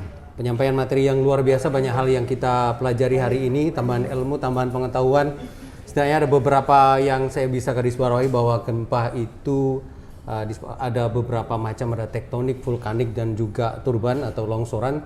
Kemudian yang dipastikan berikutnya bahwa sampai saat ini bahwa belum ada teknologi yang bisa mendeteksi kapan akan terjadi gempa susulan. Jadi dalam hal ini mohon untuk tidak terbawa informasi yang hoax yang menyampaikan bahwa ada susulan gempa yang biasanya akan disampaikan di pesan berantai. Best practice yang bisa kita lakukan yang pasti adalah memang sosialisasi terhadap orang di sekitar kita, ataupun kalau memang kita di tempat kerja berarti kita sosialisasikan kepada karyawan terkait dengan gempa dan bahayanya. Kemudian kita sampaikan prosedur sebelum terjadi gempa, jadi melalui training pengenalan di mana kita untuk berlindung, bagaimana kita untuk bisa berada di tempat yang aman, menentukan titik-titik pada saat kita berada dalam satu ruangan, misalnya untuk di gedung kita berarti ada di samping pilar ini yang potensi tidak akan rubuh tapi mungkin patah. Nah, pada saat ada patahan itu masih ada rongga yang kita bisa sebut dengan segitiga kehidupan. Kemudian juga pada saat terjadi gempa berlangsung, jadi kita prosedurnya adalah stop, drop, dan hold on. Jadi tidak kita berlari tapi segera untuk mengamankan diri, entah di bawah meja, di samping pilar tadi, kemudian lindungi kepala pastinya. Kalau ada sesuatu yang lebih keras untuk bisa melindungi diri kita atau kepala kita yang utama. Kemudian pastikan juga kita sampaikan kepada orang di sekitar kita untuk mempersiapkan survivor kit terkait dengan misalnya dengan menyiapkan air minum, obat-obatan atau makanan yang kemarin bisa dipakai juga untuk selama 3 hari. Nah, terkait dengan prosedur evakuasi, memang kapan dilakukan evakuasi pada khususnya gedung bertingkat, ya apabila ada gedung itu terdampak, misalnya ada rekahan, ada pecahan yang sekiranya kemudian utilitas berpengaruh, ya barulah ada proses untuk evakuasi. Jadi apabila proses evakuasi disiarkan kemudian tidak terjadi apa-apa di hotel ataupun gedung bertingkat kita, sebetulnya itu hal yang salah. Tetapi apabila memang ada karyawan atau tamu yang mandiri mengevakuasi dirinya ke bawah, hal yang lumrah. Ya. Jadi sekali lagi training ini diperlukan, dan terima kasih banyak kami sampaikan kepada bapak-bapak, ibu-ibu sekalian. Saya lihat banyak sekali dari bapak-bapak damkar di berbagai wilayah di Indonesia. Semangat untuk berbagi, dan mudah-mudahan hubungan ini tetap terjalin silaturahmi yang baik antara Edu Damkar dengan ASA, Asosiasi Security atau Asosiasi Satpam Hotel, khususnya di Jakarta, dan seperti yang disampaikan oleh pengurus tadi, kita juga akan mengembangkan di beberapa wilayah lainnya. Sekali lagi terima kasih untuk partisipasinya Bapak Ibu sekalian. Selamat sore, sampai berjumpa kembali dengan webinar ASA berikutnya. Selamat sore.